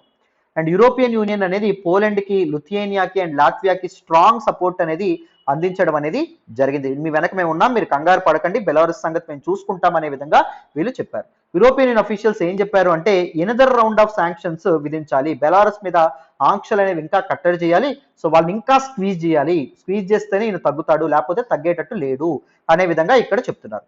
European Union ఏదైతే ఉంటుందో they are trying to finance physical infrastructure అండి. అంటే పోలాండ్ కి, లిథియానియాకి, లాత్వియాకి కావాల్సినటువంటి బ్యారియర్స్ అండ్ ఫెన్సెస్ ఏవైతే ఉన్నాయో వాటిని కూడా ప్రొవైడ్ చేయాలని చెప్పి అనుకుంటుంది యూరోపియన్ యూనియన్. అర్థమైందా? అండ్ దాంతోపాటు టెంపరేచర్స్ అనేవి బిలో ఫ్రీజింగ్ పాయింట్ పడిపోవడం వల్ల, అంటే 0 డిగ్రీ సెంటిగ్రేడ్ కి తక్కువ పడిపోవడం వల్ల చాలా మంది మైగ్రెంట్స్ ఎవరైతే ఉన్నారో బార్డర్ దగ్గర దిక్కుతోచక స్ట్రాండ్ అయిపోయి, అంటే చిక్కుకుపోయి వెయిట్ చేస్తున్నటువంటి మైగ్రెంట్స్ ఎవరైతే ఉన్నారో వాళ్ళు చాలా మంది నిద్రలోనే చచ్చిపోతున్నారండి. చలికి తాళలేక, చలికి తట్టుకోలేక, ఫుడ్ అనేది అయిపోయింది, వాళ్ళు తెచ్చుకున్నటువంటి మనీ అనేది కంప్లీట్ గా అయిపోవడం వల్ల, ఎగ్జాస్ట్ అయిపోవడం వల్ల చాలా మంది దేశం కాని దేశంలో చచ్చిపోతున్నారని చెప్పి చెప్తున్నారు. 8 డెత్స్ కన్ఫర్మ్డ్ అంట. మొత్తం 8 మంది ఆల్రెడీ చలికి తాళలేక చనిపోవడం అనేది జరిగిందంట. అది ఇక్కడ చెప్తున్నారు. రైట్, నెక్స్ట్ చూడండి. And now let us look at Russia's role. What is the role that Russia is playing here? So Belarus అనేటటువంటిది, బెలారస్ కంట్రీ ఏదైతే ఉంటుందో దానికి రష్యా అనేది ఒక strongest allied, because once there were USSR member countries, USSR countries లుగా వీళ్ళు ఉండడం అనేది జరిగింది. ఎప్పటి నుంచో బెలారస్ కి, రష్యాకి మంచి సపోర్ట్ అనేది ఉండడం అనేది జరిగింది. అండ్ దిస్ రష్యన్ గవర్నమెంట్ ఏదైతే ఉంటుందో మన లుకషెంకో గవర్నమెంట్ కి ఎప్పుడు కావాల్సినప్పుడు అంతా లోన్స్ అండ్ అప్పులు అండ్ పొలిటికల్ సపోర్ట్ ఏదైతే ఉంటుందో ఎప్పుడు అందిస్తూ రావడం అనేది జరిగింది. ఇద్దరి మధ్య స్ట్రాంగ్ రిలేషన్ అనేది ఉండడం అనేది జరిగింది, ఫ్రెండ్షిప్ అనేది ఉండడం అనేది జరిగింది. రష్యన్ ఫారెన్ మినిస్టర్ అయినటువంటి సెర్జే లావ్రావ్ ఎవరైతే ఉన్నారో ఆయన ఏం చెప్పారు అంటే migrant force resulted from the US led wars. ఇప్పుడు రష్యన్ ఫారెన్ మినిస్టర్ ఏమంటున్నారు, దీనికి అంతటికీ కారణం వెస్టర్న్ నేషన్స్ కారణము, అంటే United States of America and దాంతో పాటు యూరోపియన్ యూనియన్ ఇవి కారణం. ఎందుకంటే రష్యాకి, రష్యాకి వెస్టర్న్ నేషన్స్ కి ఎప్పుడు పని చేయదు, ఎందుకంటే ఐడియాలజికల్ కాన్ఫ్లిక్ట్ అనేది ఉండడం అనేది జరిగింది. రష్యా ఫాలోస్, మీ అందరికీ తెలుసు, communism and these people are capitalist countries. So ఏవి US, UK, France and other European countries ఏవైతే ఉన్నాయో అవి మీ అందరికీ తెలుసనే అనుకుంటున్నాను. సో వీటన్నింటికి మైగ్రెంట్ ఫ్లోకి కారణం ఏంటి అంటే బెలారస్ కాదు, యుఎస్ అని చేసినటువంటి వార్స్. ఎగ్జాంపుల్ చెప్పాలంటే ఇరాక్ లో, ఇరాక్ వార్ లో యుఎస్ అనేది ఎంటర్ అయింది. తర్వాత నో డిఫరెంట్ వార్స్ ఏవైతే ఉన్నాయి వార్స్ లో యుఎస్ అనేది ఎంటర్ అవ్వడం అనేది జరిగింది. US invaded Iraq also. And దాంతోపాటు ఆఫ్ఘనిస్తాన్ లో యుఎస్ రీసెంట్ గా తాలిబాన్ ఇష్యూ మామూలుగా మనకి 9/11 అటాక్స్ ఏవైతే జరిగాయో 2001లో, దాని తర్వాత యుఎస్ అనేది ఆఫ్ఘనిస్తాన్ ఇన్వేట్ చేయడం అనేది జరిగింది. And western backed Arab spring ఏదైతే ఉంటుందో అరబ్ స్ప్రింగ్ అప్రైజింగ్స్ కానీ, and middle east and north ఆఫ్రికాలో మొదలైనటువంటి అరబ్ స్ప్రింగ్ అప్రైజన్స్, అండ్ దాంతోపాటు మిడిల్ ఈస్ట్ కాన్ఫ్లిక్ట్స్ ఏవైతే ఉన్నాయో వాటి వల్ల రెఫ్యూజీస్ అనేవి వస్తున్నారు కానీ దీస్ బెలారస్ వల్ల కాదన్నట్టుగా వీళ్ళు చెప్పడం అనేది జరిగింది. He challenged the EU to offer financial assistance to Belarus to deal with the influx. So Belarus లోకి చాలా మంది మైగ్రెంట్స్ వస్తున్నారు. Belarus is suffering. So European union వల్ల కదా అండ్ వెస్టర్న్ నేషన్స్ వల్ల కదా ఈ బెలారస్ అనేది మైగ్రెంట్ ఇన్ఫ్లక్స్ అనేది మైగ్రెంట్ క్రైసిస్ అనేది ఫేస్ చేస్తుంది. So European union should give financial assistance, ఎంతో కొంత ధన సహాయం అనేది బెలారస్ కి చేయాలి to get rid of this crisis, to come out of this crisis అన్నట్టుగా చెప్పారండి. So this is all about this migrant crisis at Belarus Poland border. So detailed గా ఇన్ డెప్త్ మీకు ఈ ఆర్టికల్ అనేది అర్థమైందనే అనుకుంటున్నాను. రైట్ నానా, this is all about today's the Hindu analysis. ఈరోజు Hindu analysis మీకు కంప్లీట్ గా అర్థమైందని అనుకుంటున్నాను. వెరీ ఫ్యూ ఆర్టికల్స్ ఉండడం అనేది జరిగింది ఈరోజు. రైట్, సో జాగ్రత్తగా హిందూ అనాలిసిస్ ఫాలో అవ్వండి, మీకు చాలా చాలా వాల్యూ ఎడిషన్ అయితే ఉంటుంది. ఎక్స్ప్లెనేషన్ వస్తున్నట్టయితే కీప్ లైకింగ్ అవర్ వీడియోస్, మీ ఫ్రెండ్స్తో షేర్ చేసుకోండి, ఎలా ఉందో కామెంట్ చేయండి. Thank you so much for all the support and all the love so far. Thank you so much. మళ్ళీ రేపటి హిందూ అనాలిసిస్లో కలుద్దాం. బాయ్ అమ్మ.